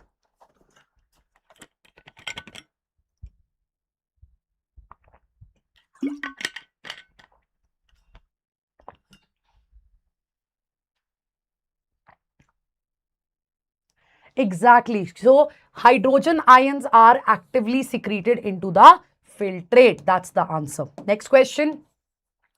Oxygen bioassay. Bioassay means beta in a living entity you are checking the potency या फिर potency of a particular chemical. So this is basically Avena colutile curvature. Now, which one is not associated? Not associated is the keyword here. Which one is not associated with the ovulation? LH surge? Yes, beta. Full development of Graafian follicle? Yes. Release of secondary oocyte? Yes. But this will not be decrease in estradiol. Okay, let's move to the next question. Body having meshwork of cells. You can answer here in the poll as well, guys. Body having meshwork of cells. Internal cavities are lined with food filtering flagellated cell. Food filtering flagellated cell, and indirect development is also there. So development is indirect, body is lined with the flagellated cell. Which cell are they talking? You know it very well. They are talking about the choanocytes, right? So these choanocytes, they are going to line what? They are going to line that spongiocele beta. So yes, it is going to be in the case of porifera, isn't it? It is going to be there in the case of porifera. And in your sealant data, you know it very well. Which cells do you have? Beta, what are you doing? Food filtering flagellated cell they are talking. Sealant traits may you are having nidoblast, which are also known as nematoblast, which are also known as nidocytes, which are also known as stinging cells. And these stinging cells are having stinging capsule. And in the NCERT, the diagram that you see, it is a discharged nematoblast. Okay, right? Undischarged is going to be like this. Chaliye, next question. Which of the following hormone is not involved in sugar metabolism? Right? Which one of the following? Aldosterone is not involved. It is a mineralocorticoid. Which disease is caused by a protozoan? See, beta, here you know that influenza, no. Syphilis, bacterial. So which disease? Blastomycosis या babesiosis by protozoan. We have solved it. We have solved it earlier. We have solved it earlier. Yes, beta. Everybody, all the best. Give your best. So babesiosis is caused by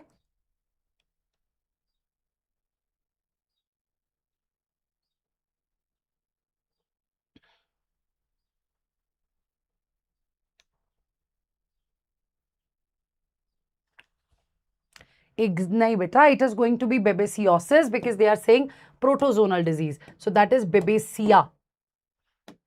Next question. A childless couple. Okay. A childless couple can be assisted to have a child through the technique called gift. The full form of gift is what? So it is gamete intrafallopian transfer beta. Intra mane within. So gametes will be transferred. So it is a method of in vivo fertilization because that couple, right, in their body, the gametes are going to be transferred. So gamete formation is there in gamete fusion is there in their body. So this is the in vivo fertilization. This is not in vitro fertilization. So that's what you have to remember beta. So this is the in vivo fertilization. Next question. A jawless fish which lay eggs in fresh water and whose Hemocetus larva after metamorphosis return into the ocean. Beta, the hint here is jawless fish. We are talking about the cyclostomata here. The examples are going to be as per NCERT. Here it is going to be petromyzin, which is your lamprey. Myxin is also a jawless fish. It is also known as the hagfish, but it will show no migration. That's what you have to remember. In the case of myxin, you people are not going to see any migration. You people are not going to see any migration. Let's move to the next part. The structure that helps some bacteria to attach to the rocks or the host tissue. Speed up. The structure that helps some bacteria to attach to the rock or the host tissue. Speed up. Yes. The word is bacteria, not the fungi. The word is bacteria, not the fungi.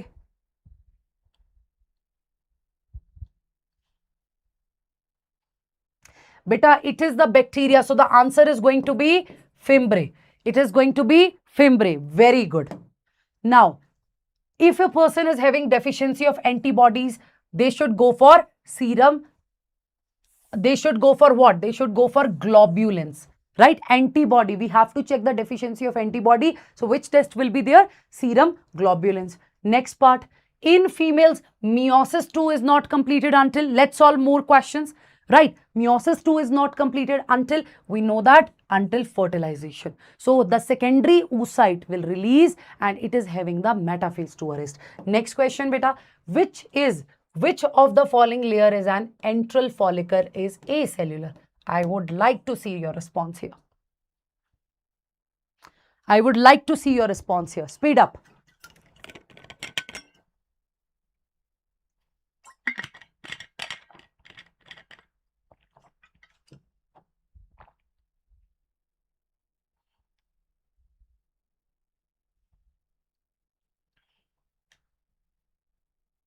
Exactly, beta. Acellular is the word. That is your zona pellucida. So this one is made up of glycoproteins.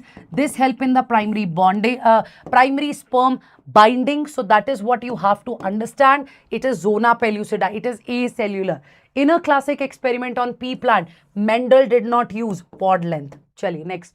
Which of the following fruit is parthenocarpic? Mane seedless fruit, beta. So out of all the following, it is going to be banana. Now, microsporogenesis and megasporogenesis in angiosperm. Yes. Tell me this.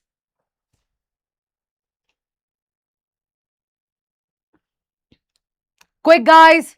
What should be the answer here? I'm sure you guys can answer the question.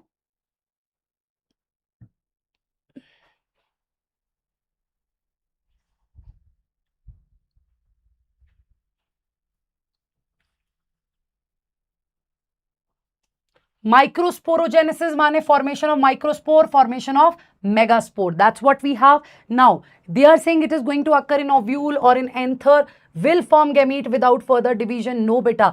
The further mitotic divisions will be there. But what is common here? That they both involve meiosis, right? Next question. A gene showing codominance. What do you have in the codominance? So, codominance may both the alleles independently express itself in the heterozygote, and we have the example of AB blood group. Next question. The chitinous, okay, the chitinous, I like the question. The chitinous exoskeleton of arthropod is formed by the polymerization of, speed up guys, the chitinous exoskeleton of arthropod is formed by the polymerization of, it is formed by the polymerization of,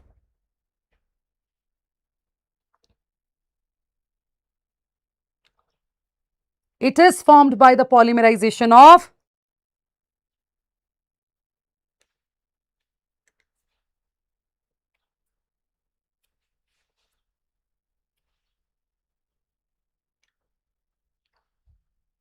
exactly, beta. Chitin is having NAG, N-acetyl glucosamine. So chitin is a homo. It's a homopolymer, beta, because it is having same type of monomers. So that's what we have covered in the chat section as well. Chaliye, let's move to the next question. The imperfect fungi. The imperfect fungi. It is going to be Deuteromycetes, beta, because it doesn't have sexual stages. Next question. Next question. Another the most expected question. Most expected question. Yes. Wings of bird and wings of insect.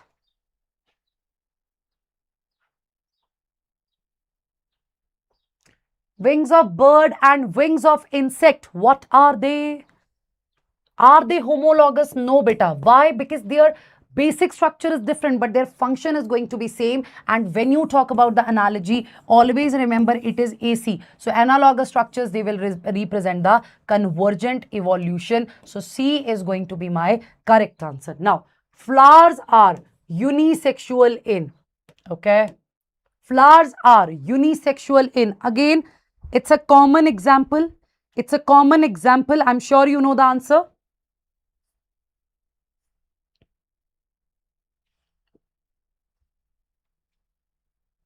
Unisexual is the word. Exactly. It is going to be cucumber. It is going to be cucumber. Baki onion, pea, China rose, they are bisexual. So that's cucumber. Next question. Okay. Chale, give it a low in the वैसे तो चलो ठीक है, give it a try, give it a try. Destruction of anterior horn, right? You must be thinking कि madam it is deleted. It is not in new NCERT, though it is not deleted. Just for the safe side we are practicing it. Okay, just for the safe side. So if there will be the destruction of the horn cells of anterior horn cells of spinal cord, that would result in the loss of voluntary mane with your own will, motor loss. Now, answer this question, beta. Answer this question. Answer this question, guys. Speed up. Yes. What is the correct answer here? What is the correct answer here?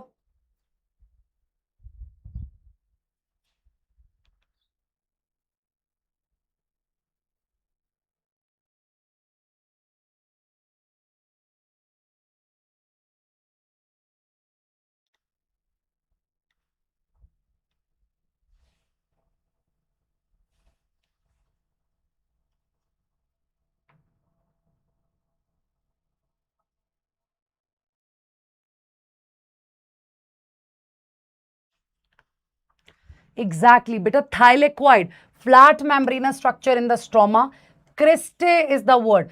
Do not confuse cristae and cisterne. So cristae is basically enfolding in mitochondria, but it is the cisterne, beta. That is the disc-shaped sac in the Golgi apparatus, and chromatin is going to be the condensed structure of DNA. So yes, A will go with 3, B will go with 4, C will go with 1, D will go with 2. So it is going to be C as the correct answer.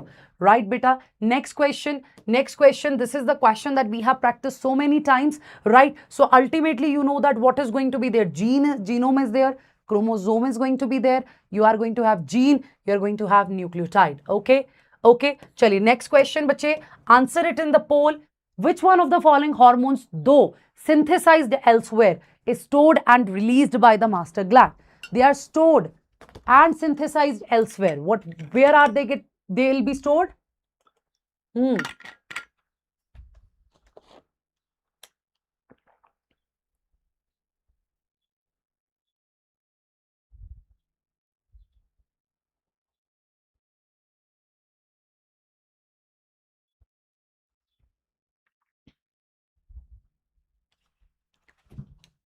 देखिए बच्चे, what is the answer here? You remember hypothalamus? It will make your oxytocin or vasopressin, which is also known as your ADH. So they will be synthesized by hypothalamus, but they are stored in the posterior lobe of pituitary, that is neurohypophysis, which is not even the true endocrine gland, and they are having the direct neural regulation. So it is going to be B, that is our correct answer. Okay, it is going to be B, that is our correct answer. Is that clear? Chaliye, next question. You can see that which of the following joint would allow no movement at all. No movement will be there in the fibrous joint. Our skull bones, they are connected by sutures, bache. So that sutures are the example of immovable joints. Next part, which one is not applicable to RNA? Yes, which one is not applicable to RNA? Do they also show complementary base pairing? Yes, beta. 5' phosphoryl 3' hydroxyl. Okay. Heterocyclic nitrogenous bases. Yes. But the Chargaff rule. And Chargaff rule, if you remember, it will be applicable on the double-stranded structure. Okay. Right, beta? Doctors use stethoscope to hear the sounds produced during each cardiac cycle. When will you hear the second heart sound? Go for it. When are you going to hear the second heart sound?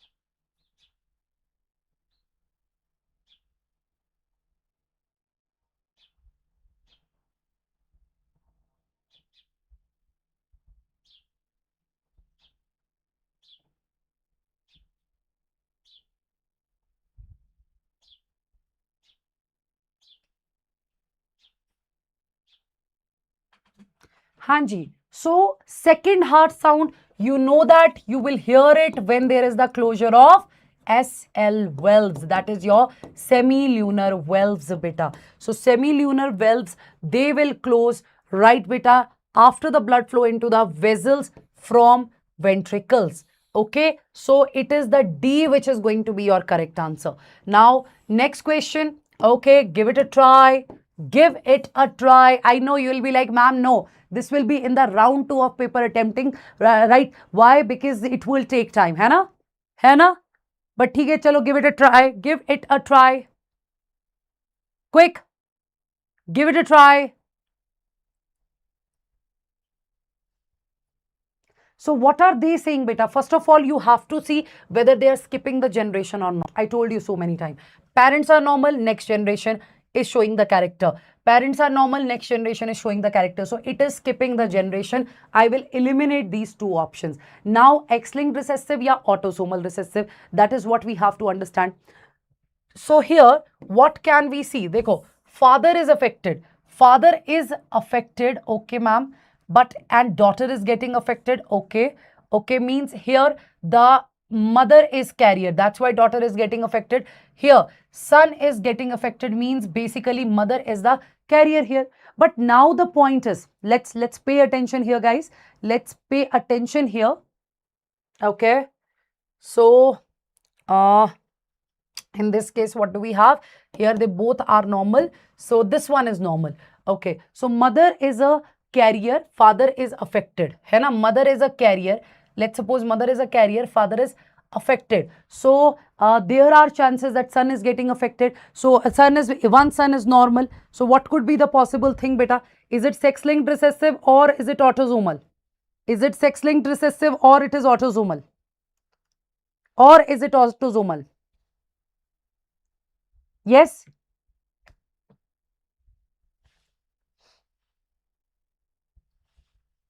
Yup. देखिए बेटा, here mother is affected. Clearly we can see if it is recessive and mother is affected. In next generation, son is normal. How is it possible? If it will be sex linked, right, the son is definitely going to get the disease. So on the basis of that, we are saying कि it is the autosomal recessive.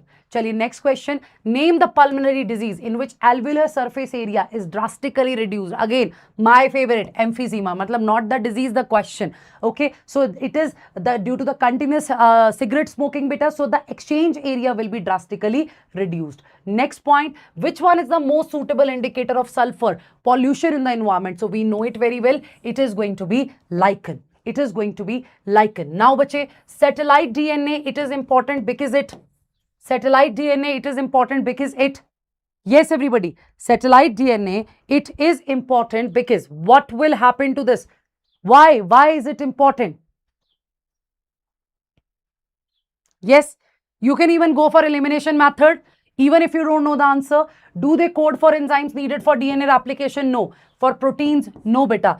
Do they show high degree of polymorphism in population and have the same degree of polymorphism in the individual which is heritable from parents to children? Do you remember in the case of genetic mapping, right, DNA fingerprinting, we talk about that. So here the answer is going to be C, beta.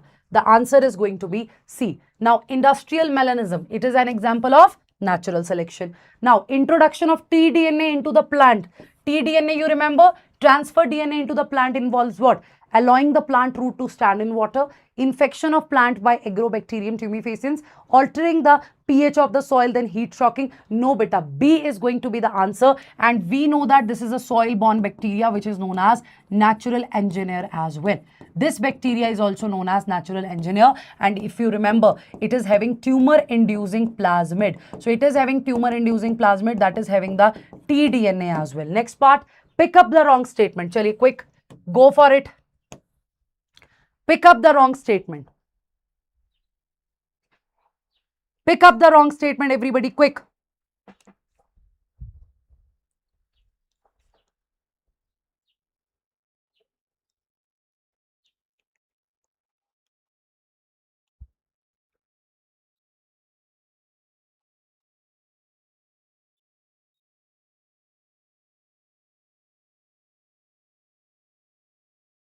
Pick up the wrong statement, guys.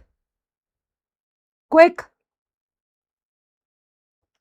So what is it? Nuclear membrane is present in Monera. Nahi ji, Monera, prokaryotes. How can they have that? Cell wall is absent. Yes, beta.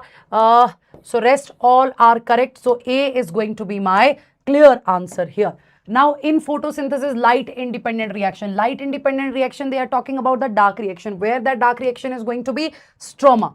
Right? Next question, beta. Next question, beta. In which immunoglobulin constitute largest percentage in the human milk? Here, largest percentage is the word, but meanwhile, they have also specified the human milk, beta. So in the milk, it is going to be IgA. Okay. So your IgA, it is in that colostrum. IgG, it will pass through placenta. So they will give what? They will give natural passive immunity to that baby. Why passive immunity, beta? Because that baby is not making it by itself, right? They are getting these the preformed antibodies. So, but it is the natural one. Okay. Overall, in the case of immunoglobulins, the trick is GAMD. What is the trick that we have? The trick is GAMD. Please pay attention. GAMD means G is maximum, then A, then M, then D, then E. Now, in the case of primary immune response, right, when our body will encounter a pathogen for the first time, beta, in the case of primary immune response, it is going to be IgM. So this IgM is the pentamer basically.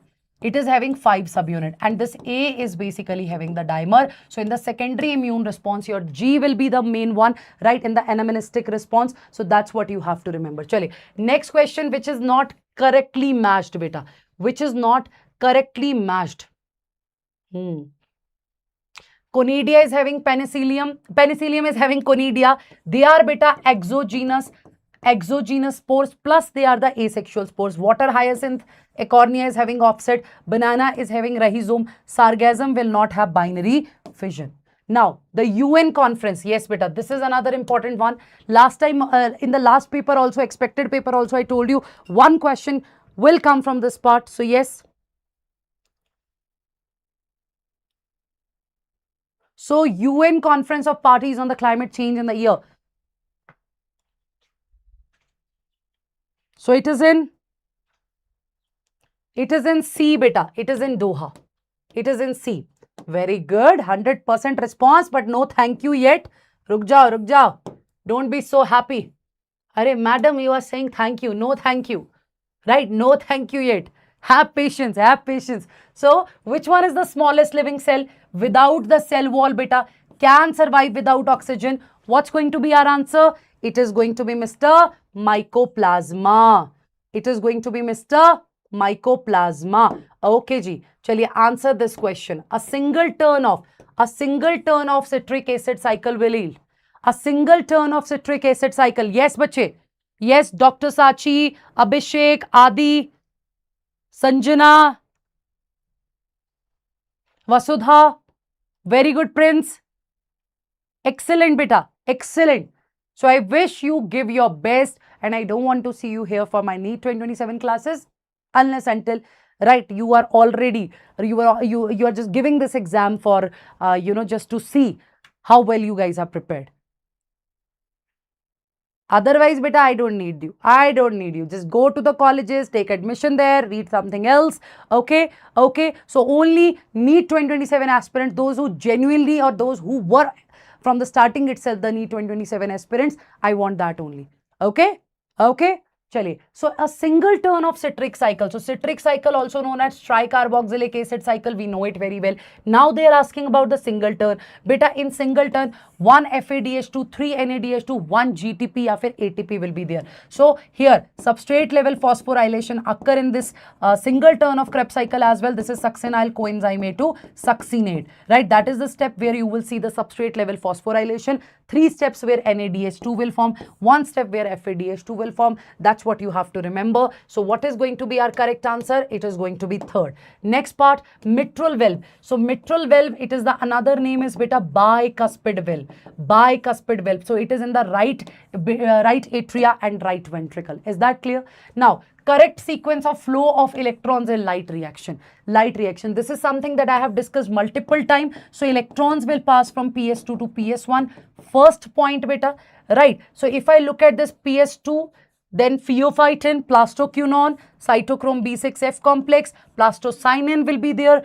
PS1, unknown electron acceptor A, ferredoxin and FNR, ferredoxin NADP reductase. Chaliye, Which set of ions are responsible for maintaining gradient of medullary interstitium?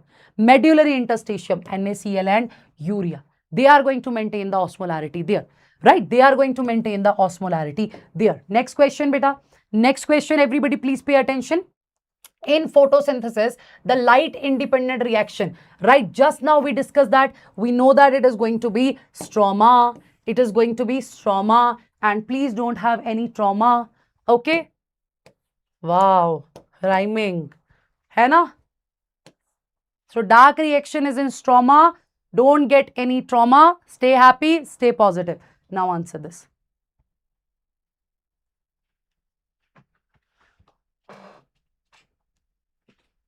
Mitral valve is wrong. हाँ जी, रुक जाओ भैया, रुक जाओ. I got some serious NEET aspirants. Mitral valve will be in the left side. Yes, beta. It is in the left side. Let me rectify that. Right. It is also the most expected question. This is the answer, bhaiya. Thank you so much. Right. Mitral valve or bicuspid valve in the left atria, and your tricuspid valve, it will be on the right side. Now clear? I always say na tick, tick, T for tick, like this. So right tick. So yes, this rectify this beta. Rectify this. Mitral valve will be left atria and left ventricle. I hope it's done. Thank you beta. Thank you beta Lokesh. Thank you beta Lokesh. Chaliye, now come back to this.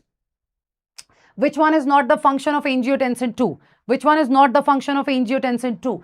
Vasoconstriction, increased GFR. देखो, obviously, increase glomerular blood pressure या increase blood pressure या decrease. मतलब these two statements, they are contradictory.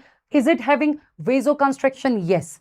Will it increase GFR? या obviously, it will increase GFR by increasing the blood pressure. Right. So C is not the function here. It is not going to beta. It is not going to decrease the GFR. Next question. The cut flowers, how can we keep them fresh? Cytokinin. Maturation phase of cell. Both the things will occur. Modification and the thickening of walls will be there, beta. Let's move to the next question. Identify the incorrect one. So Puccinia is actually causing the wheat rust. Aspergillus citric acid. Astilego is not the rust fungi, bacha. It is the smut fungi. It is the smut fungi. And yes, it is the neurospora which is extensively used in genetics. Is that clear? Is that clear? Goniolex beta, dinoflagellate. And do you remember red tides? Do you remember red tides? Yes, everybody. Do you remember red tides? So I hope it is clear now. Answer this question, everybody. Quick. Answer this question.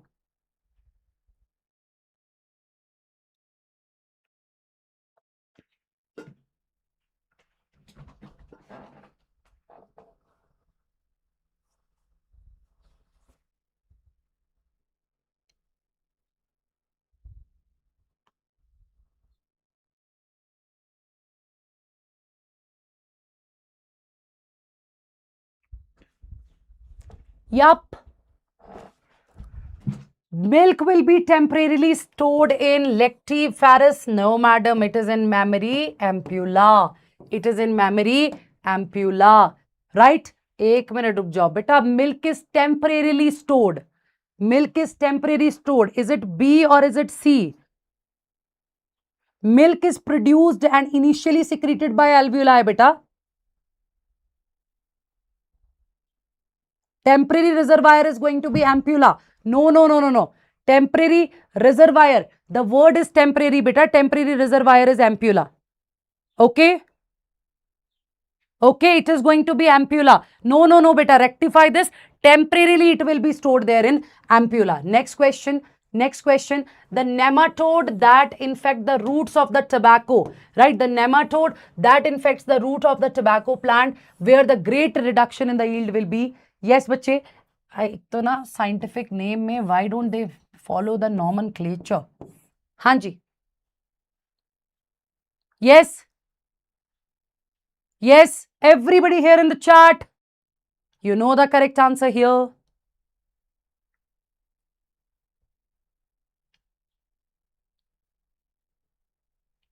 Exactly, it is going to be B. It is going to be B. Next question, choose the Choose the incorrect match, everybody. Quick. Choose the incorrect match. Choose the incorrect match.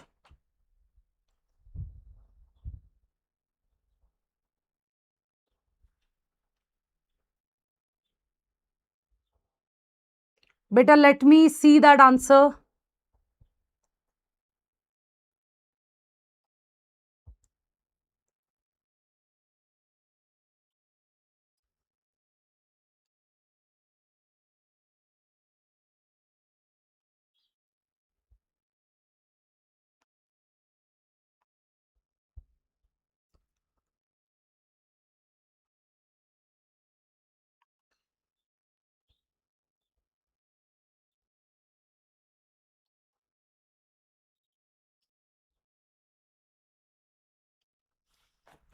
Exactly. So primary messenger. Okay.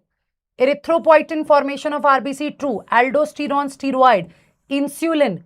Insulin is a peptide hormone. Calcium ion is not the primary messenger. This is going to be your secondary messenger. So which one is incorrect? Your A is incorrect. Your A is incorrect. And yes, beta, here it is going to be mammary alveoli. Chalo bhaiya, answer this again. Answer this again and get your marks. Hanji, it is mammary alveoli. Yes, yes, yes, beta, I have read your answer. Sanjana, I am too fast. I cannot increase my speed. Otherwise, you won't be able to see the questions. And if I move too fast, then students are like, why, ma'am? So it is mammary alveoli. Yes, beta, I marked it incorrectly. Right? Need my T. Okay. So yes, beta, it is mammary alveoli. Okay? Okay? And bicuspid, tricuspid, do remember that. Bicuspid, tricuspid, do remember that. Right, that also, I mentioned it correctly initially. So bicuspid is mitral valve. Where do you find it? Left side pe. And tricuspid will be on, will be on right side. Now, do not make the mistake here. Right, chaliye, next part. How many types of gamete will be formed by genotype this? Quick, how many types of gametes will be formed by this genotype? How many types of gametes? Okay, now happy? Now happy? Chalo.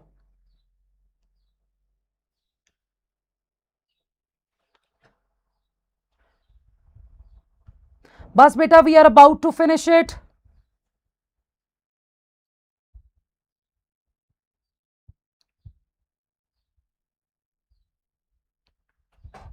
Dekho, for gametes, what is the trick? Yeah, formula 2 raised to power n. N is actually the number of heterozygous. N is actually the number of heterozygous. I hope you know that. So here heterozygous are basically 2. So here 4. Right? Don't you think how many types of gametes will be there? 4. And even you can also see that X or X, Y, like it is what? Overall, trihybrid X, Y, Z. है ना बेटा? हाँ जी, you can make it or not. जैसे here देखो x or x, y or y, this is going to be z only. Both are going to be same. So accordingly, you can get your answer. Isn't it? Isn't it? So what should be the answer here? What should be the answer here? There are 4 types of gametes. You can even make it or you can even apply the formula here as well. 2 raised to power n. N is the heterozygous here, beta. So it is going to be 4. Am I clear? It is going to be 4. Let's move to the next question, guys.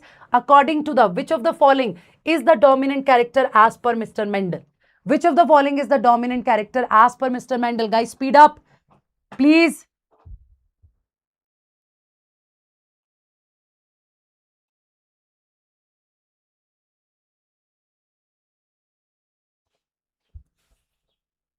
Dominant character they are asking. And why your answering speed is getting slow? Quick. They are saying dominant character, tall plant and rounded seed. This is going to be, both the characters are the dominant characters. Am I right? Chali, next part, identify the virus and select the correct statement about it. Select the correct statement about it. Quick. Identify the virus and select the correct statement about it. Animal virus, genetic material is single-stranded DNA. No, madam. Genetic material is single-stranded RNA. Right, beta. Obviously, is it an animal virus? No, it is a TMV, tobacco mosaic virus, single-stranded RNA. Tobacco mosaic virus, single-stranded RNA. Is that clear? Chaliye, next. Done. Why are you marking B? Nahi beta, it is not the double-stranded one. It is the single-stranded. And this is RNA. Now, which one is correct? Yeah, incorrect about the methanogens? Which one is incorrect about the methanogens? Quick. Which one is incorrect about the methanogens? And after that, the physics.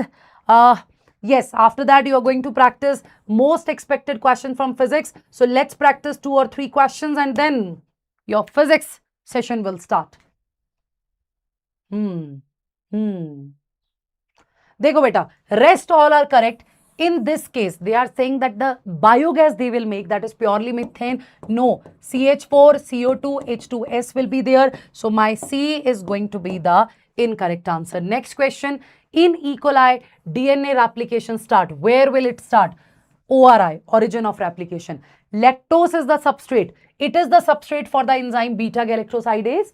It regulates switching on and off of the operin, and lactose is what, beta? Lactose is the inducer there. Lactose is the inducer there. And to be more precise, this is going to be allolactose. Let's solve few questions without this poll so that we can revise it. Enzyme peptidal transferase. Where do you study this? You study that in translation. Where do you study that? Translation. You remember 23S ribosomal RNA, which is a ribozyme. Which is a ribozyme. It helps in the peptide bond formation. So here it is the larger subunit of ribosome which is going to have that 23S ribosomal RNA. This is your peptidal transferase and this is your ribozyme, bacha. This is your ribozyme. Next question, largest cell. Here, very good. Which cell is going to be the largest one? This is a good question, not so confusing, but use your common sense here. Guys, speed up. Use your common sense and we will start the physics practice within 2 or 3 minutes. So tell me, guys.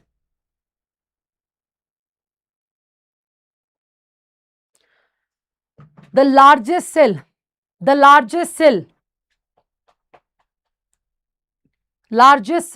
beta, it is going to be zygote. Don't you remember? It is undergoing cleavage. So when there is the cleavage, the rapid mitotic division, G1 and G2 is missing for the initial stages. So the size will not increase, size will decrease. S phase is there in that cleavage only. So as per the cell size, it is going to be your zygote, beta. It is not going to be the cells of morula. Because see, zygote is of this size, then this cell will divide into 2. Next 2 cells, their size is going to be smaller than the zygote. So cleavage is going on. So that is how it is. Next question, select the incorrect one. Right? Select the incorrect one. Typical angiospermic anther. Typical angiospermic anther. Hanji, bilobe dithecus tetrasporangiate. Usually 1 microspore mother cell give rise to. Beta, it has to be 1 megaspore mother cell, 1 functional megaspore. So this is incorrect. Taptal cells have 2 or more nuclei. Absolutely. And they are nutritive also. Here, what do you see? You see endomitosis and polyploidy. Polyploidy, right, beta? So first of all, what will happen? Endomitosis will be there, due to which endomitosis will be there, then there will be the nuclear division, beta. So that is why you will see, because of endomitosis, polyploidy is also there and the nuclear division will occur. So sporopollenin, is it in the exine? Absolutely, ma'am. It is in the exine. Now, pollen tube will enter the embryo sac, right? Which one will burst? One of the 2 synergids, not both the synergids, one of the 2 synergids. Next question, stalk with which funic ovule will remain attached to the placenta. That stalk-like structure is nothing but the funicle, beta. Now again the incorrect match. Apomixis is observed in grasses. Mango is one-seeded fruit. Hard seed coat is meant for protection. Mostly fruits are parthenocarpic. No. Right? No. So this is it. Now this part above scutellum. Remember this? Scutellum. मान लो dicots, 2 cotyledon. Above epicotyle. Lower hypocotyle. Epicotyle terminated to plumule. Hypocotyle radical. Here you are talking about monocots. Shield shaped cotyledon. So the space above cotyledon is going to be again epicotyle. Okay.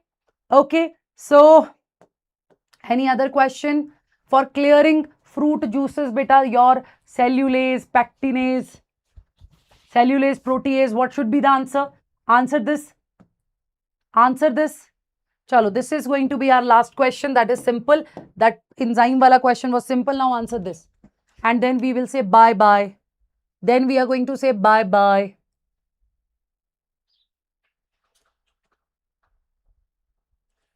They are saying Mendelian autosomal disorders.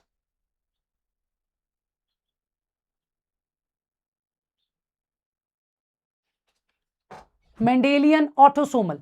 देखो, color blindness is not autosomal. Klinefelter, nahi ji. First of all, I'll rule out the one which are not autosomal. बस ठीक है, 1, 2, 3, 4. So thalassemia, autosomal recessive. Myotonic dystrophy, autosomal dominant. This is not written in the NCERT. Only the pedigree chart is given there. Sickle cell anemia, autosomal recessive. Phenylketonuria, autosomal recessive. So the answer is going to be 1, 2, 3, 4. Chale, D is going to be the correct answer. Hi, why B? How come B? Beta, they have clearly mentioned a Mendelian autosomal. Mendelian autosomal. Right? Dekho, 1, 2, 3, 4. Autosomal are these 4 only. These 4 only. Is that clear? So it is going to be D. So now, beta, let me see. Okay. Yes, your Subrat Sir is ready. Now, all the best. Give your best. You have worked hard, right, students? You have worked really hard. Keeping the circumstances in your mind, beta, you know that you are doing an amazing job. This is what you have to remember. So you are going to enter in the examination hall with full confidence. You are not going to repeat your mistake. Whatever is going to happen, we are going to accept it gracefully. That is what you have to remember. That is what you have to remember. Thank you so much for being the part of this channel. Thank you so much for trusting us.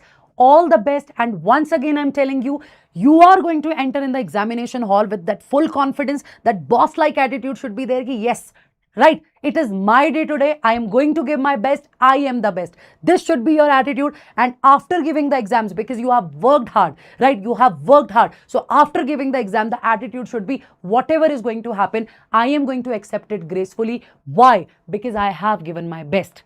Right? I have worked hard. This is the best I can do. I have no regrets and there should be no regret. Okay?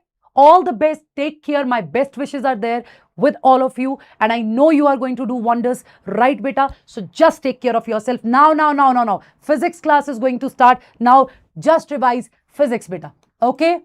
Okay?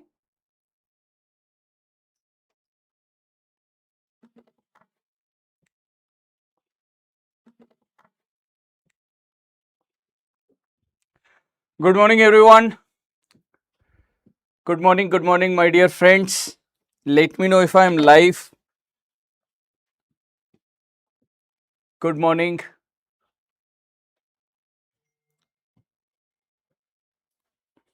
And also let me know if I am audible.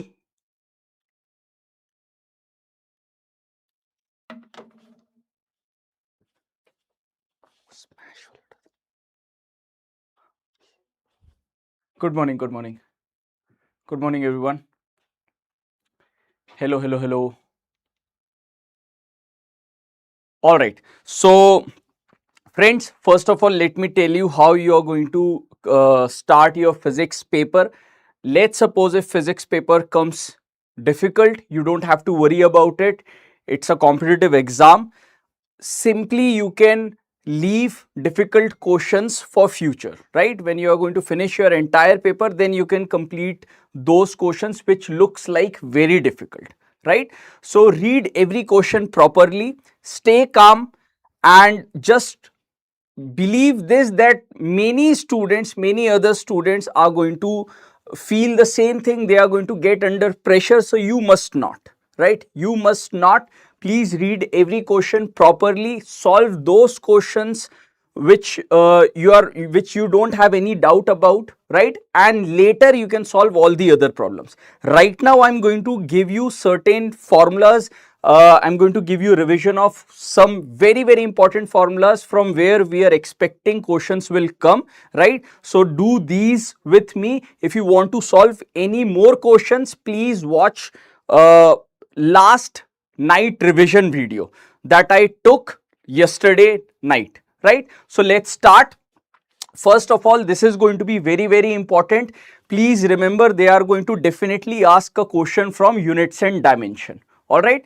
So please remember that some things have got same dimensional formula like pressure, stress, Young's modulus. They all have dimensions of pressure only, that is force upon area.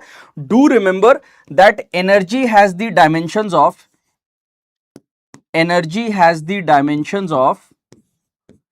m1, L2, T minus 2. Why I am specifically talking about energy? Because you are going to use it in different formulas. Force has the dimensions of, you are going to also use force a lot, m1, L1, T minus 2. So if you are going to multiply one more length in this, you will get work, and work is nothing but energy, right? So this is very important. See, work, energy and torque have same dimensional formula. If you are going to simply divide one more time in energy, you will get power. Gravitational constant, right now also you have got sufficient time. Simply remember the formula for gravitational constant. If in exam you have got any other doubt, you can simply use F equals to G m1 m2 upon r square, right? And this will be F times r square divided by m1 m2. Got it? And for coefficient of viscosity, my dear friends, kindly use this formula.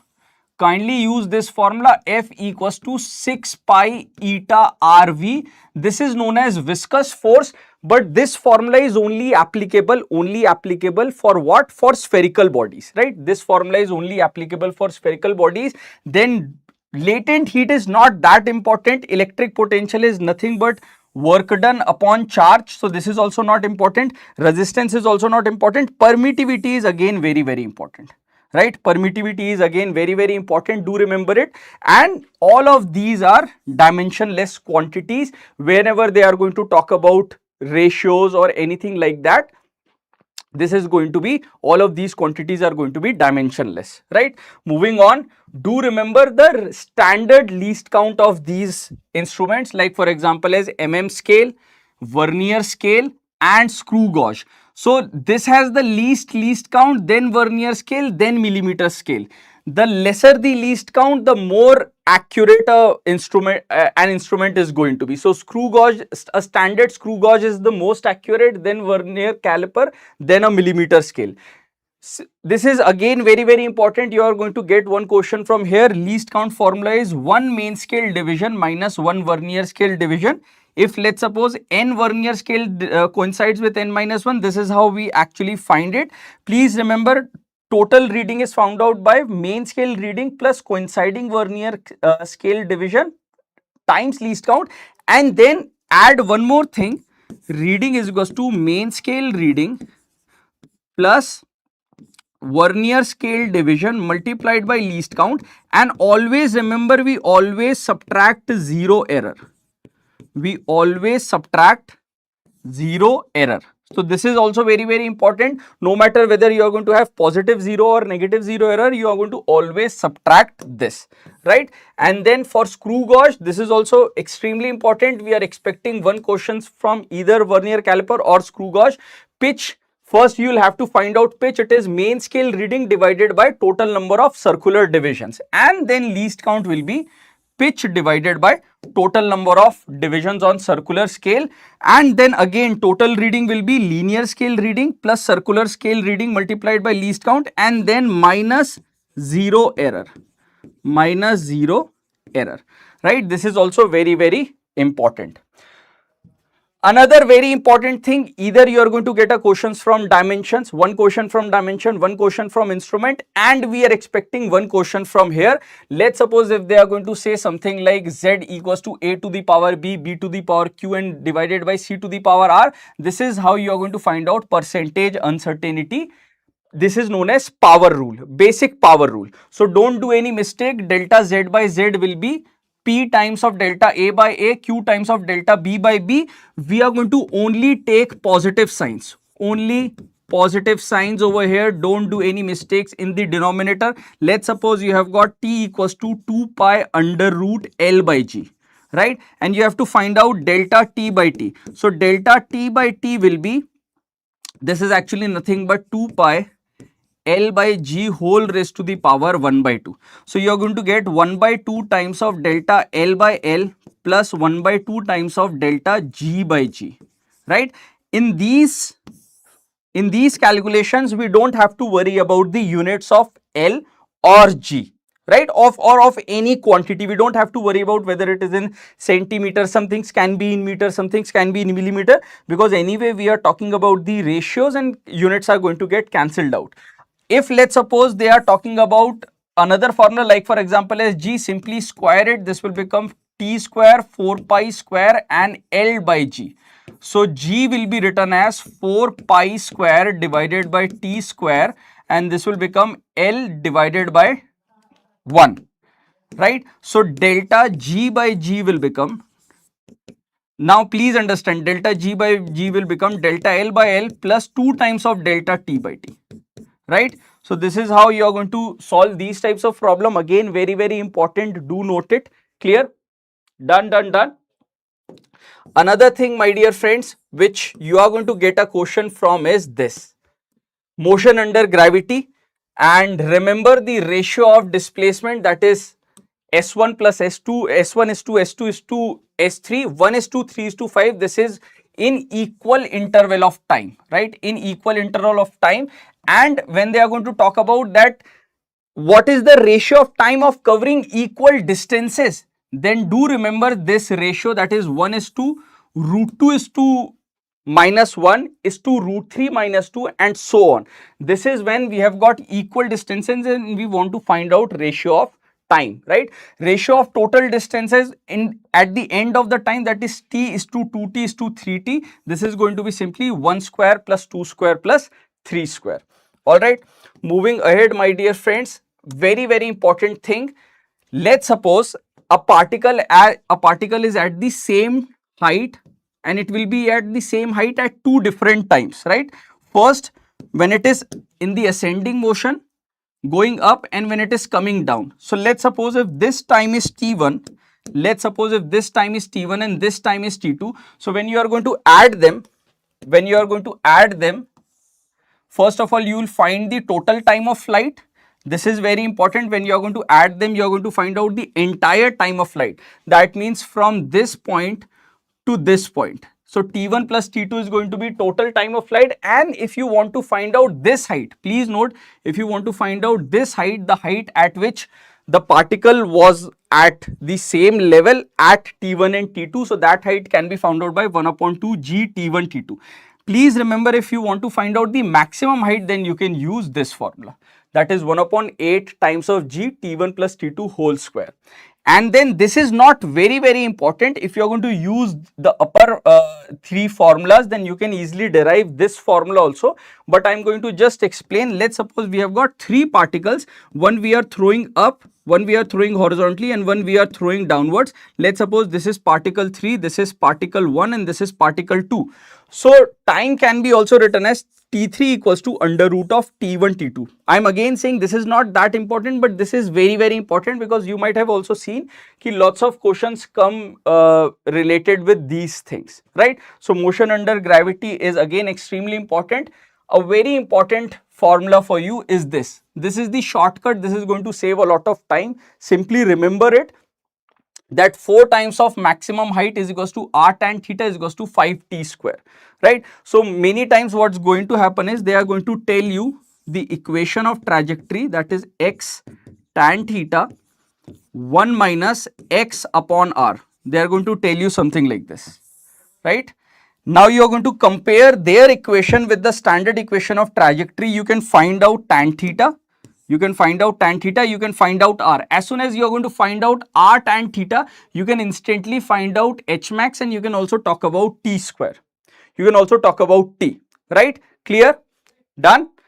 So please remember this shortcut formula. This is going to help you a lot. And how you are going to apply it? First, you are going to relate their equation of trajectory with your standard equation, find out tan theta, find out range, and then use that formula. Instead, then if you don't want to use shortcut, then you have got your usual formulas over here that you already know. So I'm not going to waste time over the usual formulas, right? So this is again very important. Do remember this. 4 times of maximum height is equals to r tan theta. Theta is the angle of projection, equals to 5t square, dosto. Again, this is one of those formulas which you are going to use a lot if, let's suppose, only banking is there. I'm sorry, only friction, right? This is only friction and no banking. Only friction and no banking. So under root mu rg. If, let's suppose, only banking and no friction, that means for smooth road, right? Or let's suppose friction is not required, then it is under root rg tan theta. Let's suppose if banking and friction both are there, so this is the maximum velocity and this is the minimum velocity. Hopefully you can see the formula clearly, right? Hopefully you can see the formula clearly. So again, very, very important. Do remember, if velocity is more than under root rg tan theta, then the maximum velocity with which a car can make a turn is this. If, let's suppose, velocity is less than optimum speed, that is under root rg tan theta, then the minimum velocity with which it can make a turn is this. Clear? All right, moving on, my dear friends. Another important thing is from work power energy. This is the condition for completing a loop. Condition for completing a loop. For completing loop. If you are going to throw a particle with root 5 gr, at this point its velocity will become root gr, and at this point its velocity will become gr, right? Do remember this. And maximum, you can find out the maximum tension. Maximum tension will be at this point. String is going to look something like this. String is going to look something like this. This is going to be tension. This force is going to be mg plus mu square by r, right? And this is equals to u. This is the minimum velocity, and here the tension is going to be maximum, right? And at this point tension is going to be minimum. Clear? So minimum velocity is root 5 gr. With this velocity at the highest point, it's going to be root gr, my dear friends.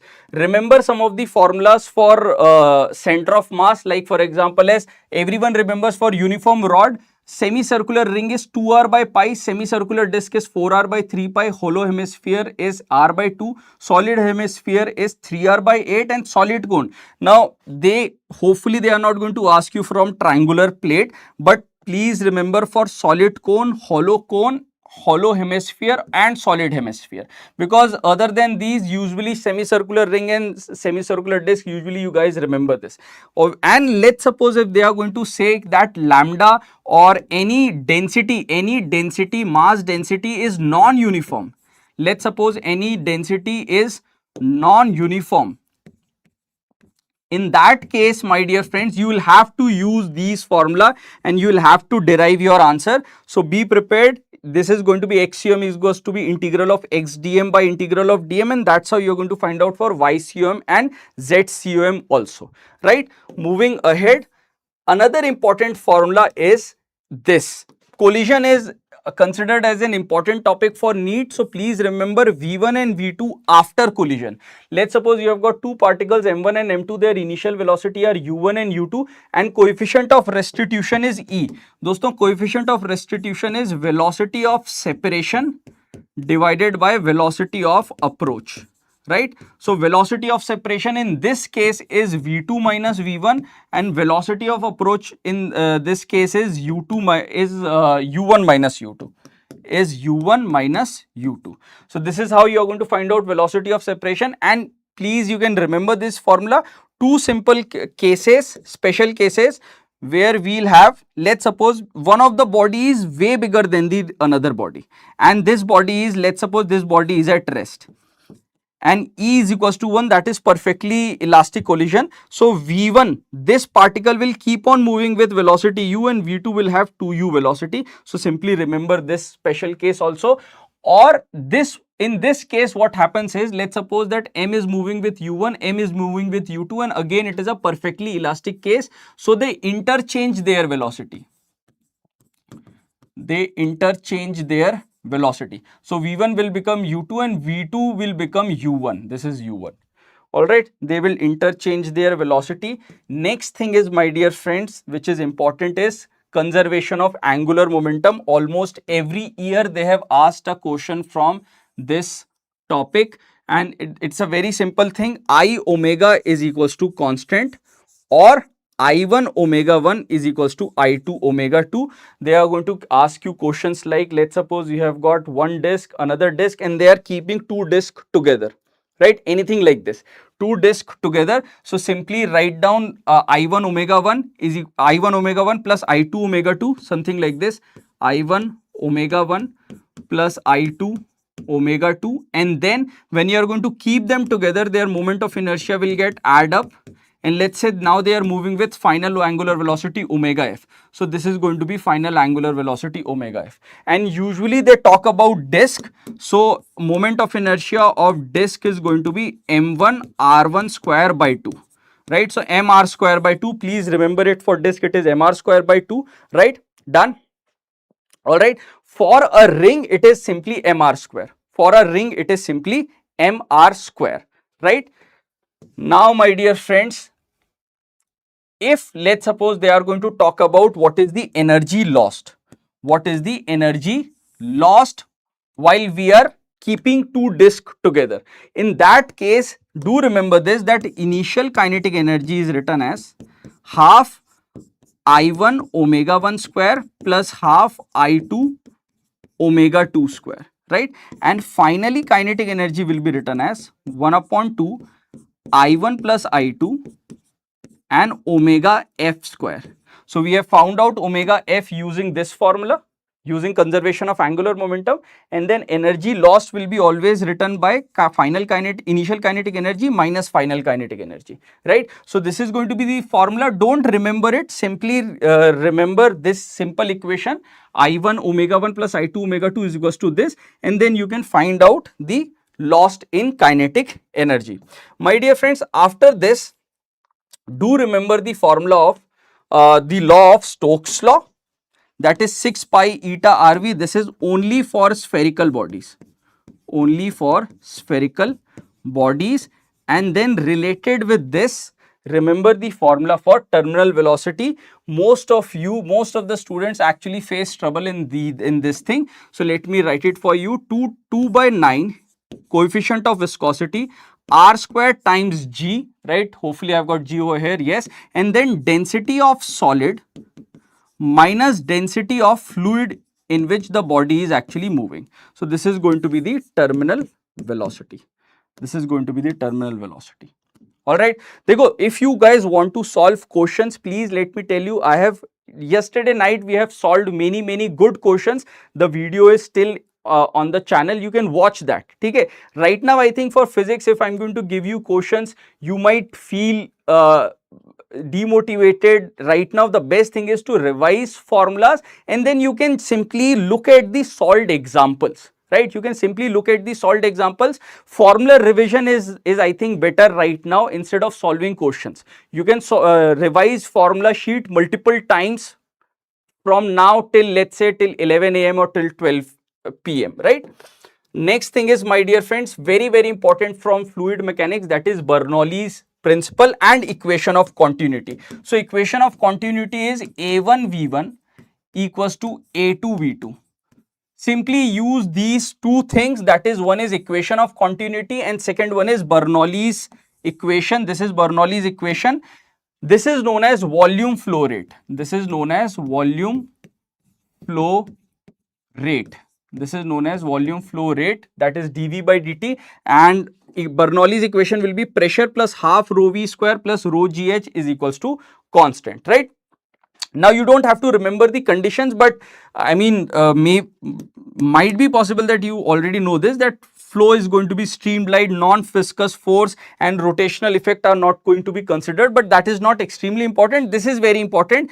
Bernoulli's equation and volume flow rate, that is equation of continuity, is extremely important. Next thing is Torricelli's law.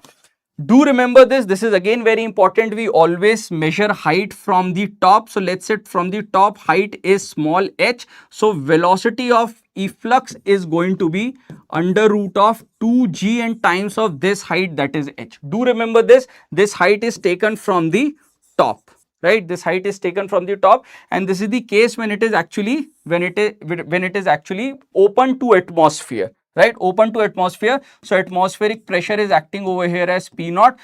At this point also atmospheric pressure is acting P naught, and we apply Bernoulli's equation. You don't have to do all of these things. Simply this. Another important thing, the force with which the water is coming out can be found out by using velocity v times dm by dt. This is again very important. This is nothing but Newton's second law. Newton's second law. Over here velocity is this, and dm by dt, my dear friends, will be rho a into v. So this will actually become v square times a into rho, right? A into rho. So rho av. So please remember this formula also. Force on water will act in this direction, and water will apply the same force on this container in this direction. So they have asked 1 or 2 questions from this also in previous year, right? Next is, my dear friends, please remember formula for capillary rise also, that is H equals to 2t cos theta upon r rho g r. Remember that H depends inversely on r, and also remember this r is the radius of the tube. Radius of the tube. If you want to know the radius of the meniscus, then that will be simply r divided by cos theta, right? R divided by cos theta. Radius of meniscus will be definitely greater than the radius of the tube. So remember this formula. Cos here theta is the angle of contact. Clear? Done?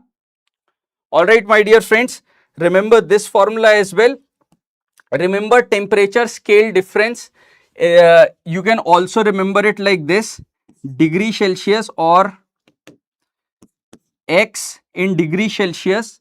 Simply remember it like this: C divided by 100, and over here, my dear friends, F minus 32 divided by 180, and then Kelvin divided by 100, right? Kelvin minus 273 divided by 100. So you can remember this. This is also important. Or on any scale, reading of any scale minus lower fixed point, that is freezing point. That is freezing point or melting point, and minus divided by upper fixed point minus lower fixed point. So this is your boiling point. This is going to be boiling point. So for degree Celsius, it is actually 100 minus 0 degree Celsius and C minus 0 degree Celsius. Got it? So do remember this also. Next, very important thing is remembering degree of freedoms of different gases. For monoatomic gas, F is 3. For diatomic gas, now please remember, for diatomic gas, if they have not given anything, take F equals to 5, right? And mostly they are going to either talk about monoatomic gas or diatomic gas. So if right now you have a little doubt, simply remember for monoatomic 3, for diatomic 5. That's it, right? Obviously, if at high temperature we are going to add 2 more vibrational degree of freedoms due to vibrational energies, that is going to become 7. Very important. But I'll simply say that remember gamma is equals to Cp by Cv, and remember Cp and Cv for these things, right? Remember Cp and Cv for these things. So this is also very important for your last minute revision, dosto. Clear? Done? Next is this. Please remember this formula. They have asked question from this particular concept, and in this also this formula is more important, that is Vrms equals to under root of 3 RT by molecular mass, 3 RT by m.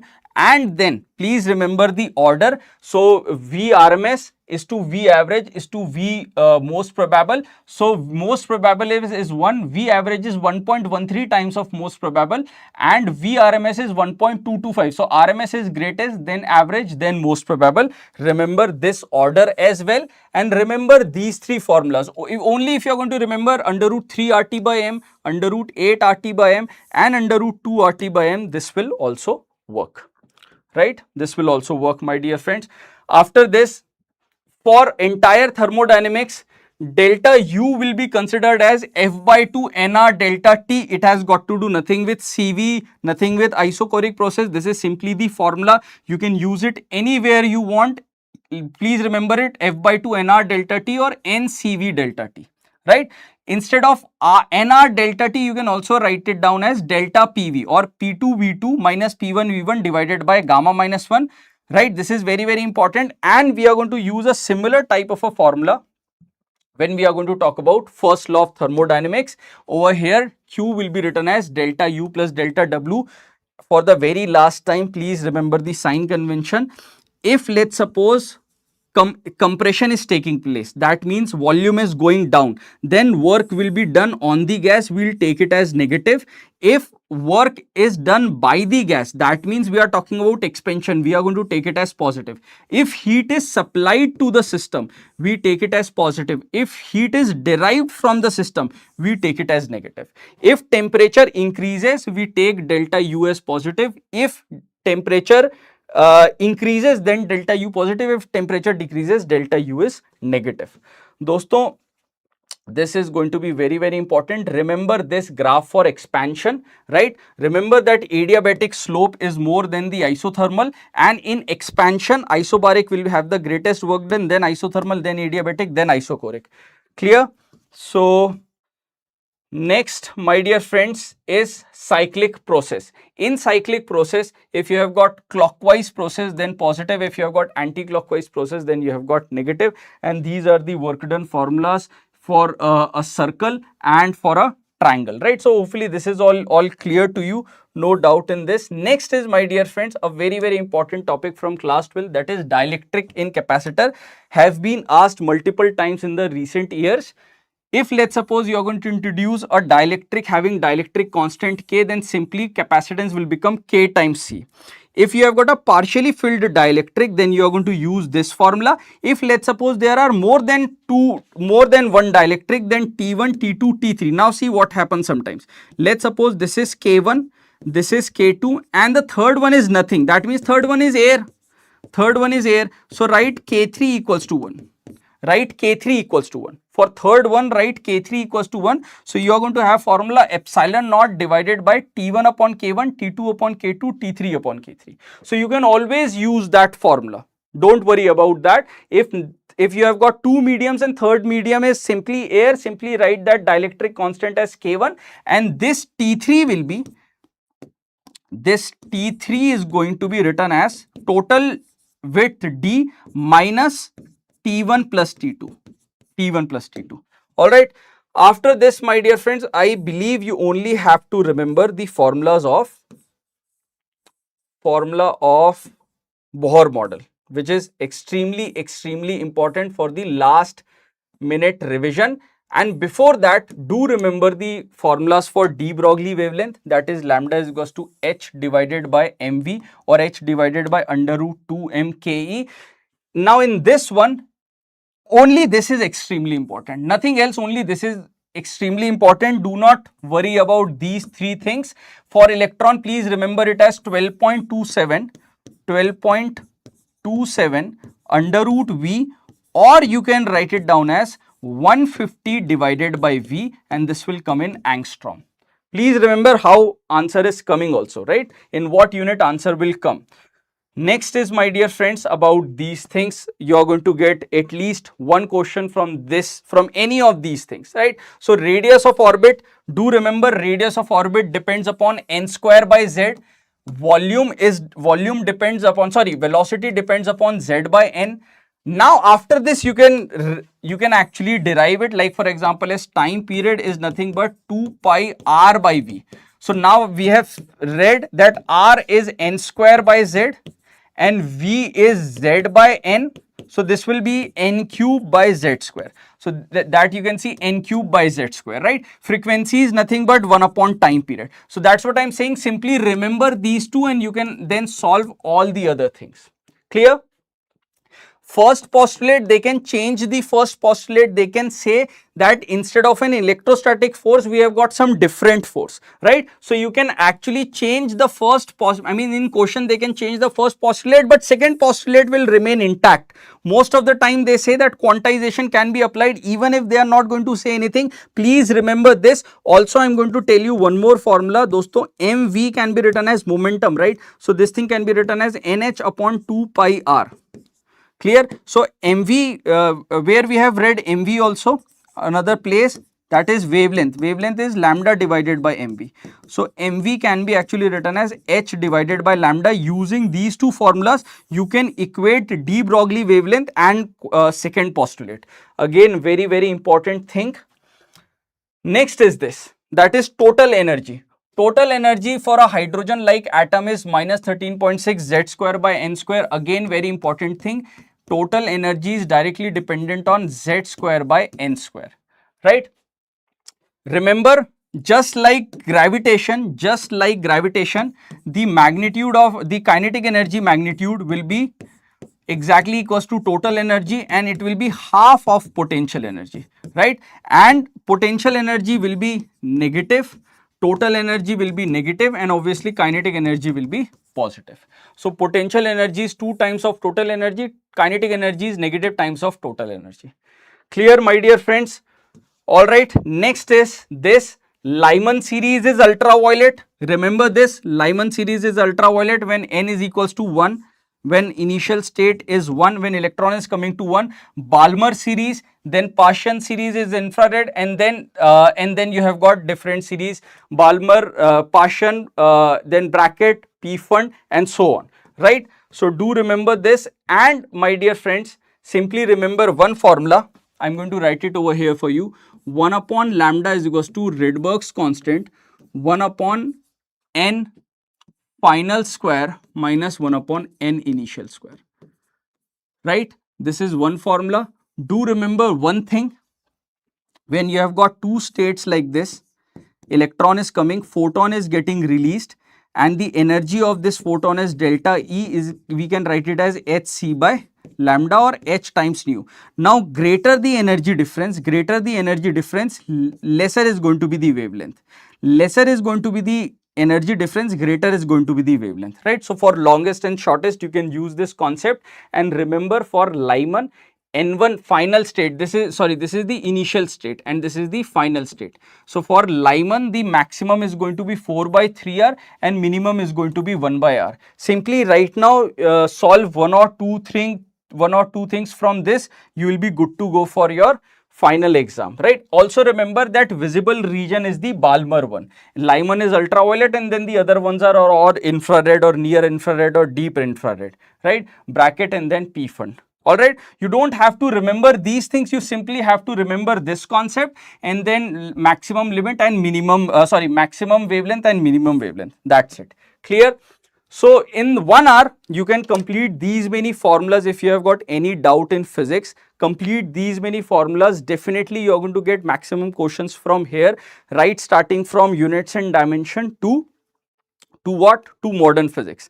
After this, my dear friends, if you want, you can see lots of solved examples. Right now, don't do questions from any particular chapter, because even if you are going to invest a lot of time in one chapter, you will only get 1 or 2 questions from that. Instead, revise formula, see the solved example, how questions work. If you want to do anything, you can do questions like you can solve, okay, if this formula works or not for you, right? That's it. At the very last, let me again tell you, do not waste a lot of time in solving super difficult questions. You can leave them for later. At the very beginning, start with the easy problems, start moderate difficulty level questions, have a track on time, do not lose your time, right? Do not waste a lot of your time on a single questions. And another major tip for you, let's suppose you are going to start your physics paper and in the streak, I mean, for the very first 5 questions, you are not able to solve them. Do not worry. It can happen in 2025 also. The same thing happened. The first 5 questions were really difficult. So do not worry. Just tell yourself, okay, NTA has done this deliberately. They want to filter out the competition. You are going to solve the rest of the paper, right? So with this, all the very best. Revise, and all the guys who want to solve questions for last minute revision, I have done a revision class yesterday night. The video is still there. You can watch that. In that, you are going to find the most important questions from each and every chapter. All right. All the very best. Do not worry. It's just another exam. You have done your best. And now, you should believe in your preparation. Okay. Thank you so much. I'll see you after exam. All the very best. Good luck.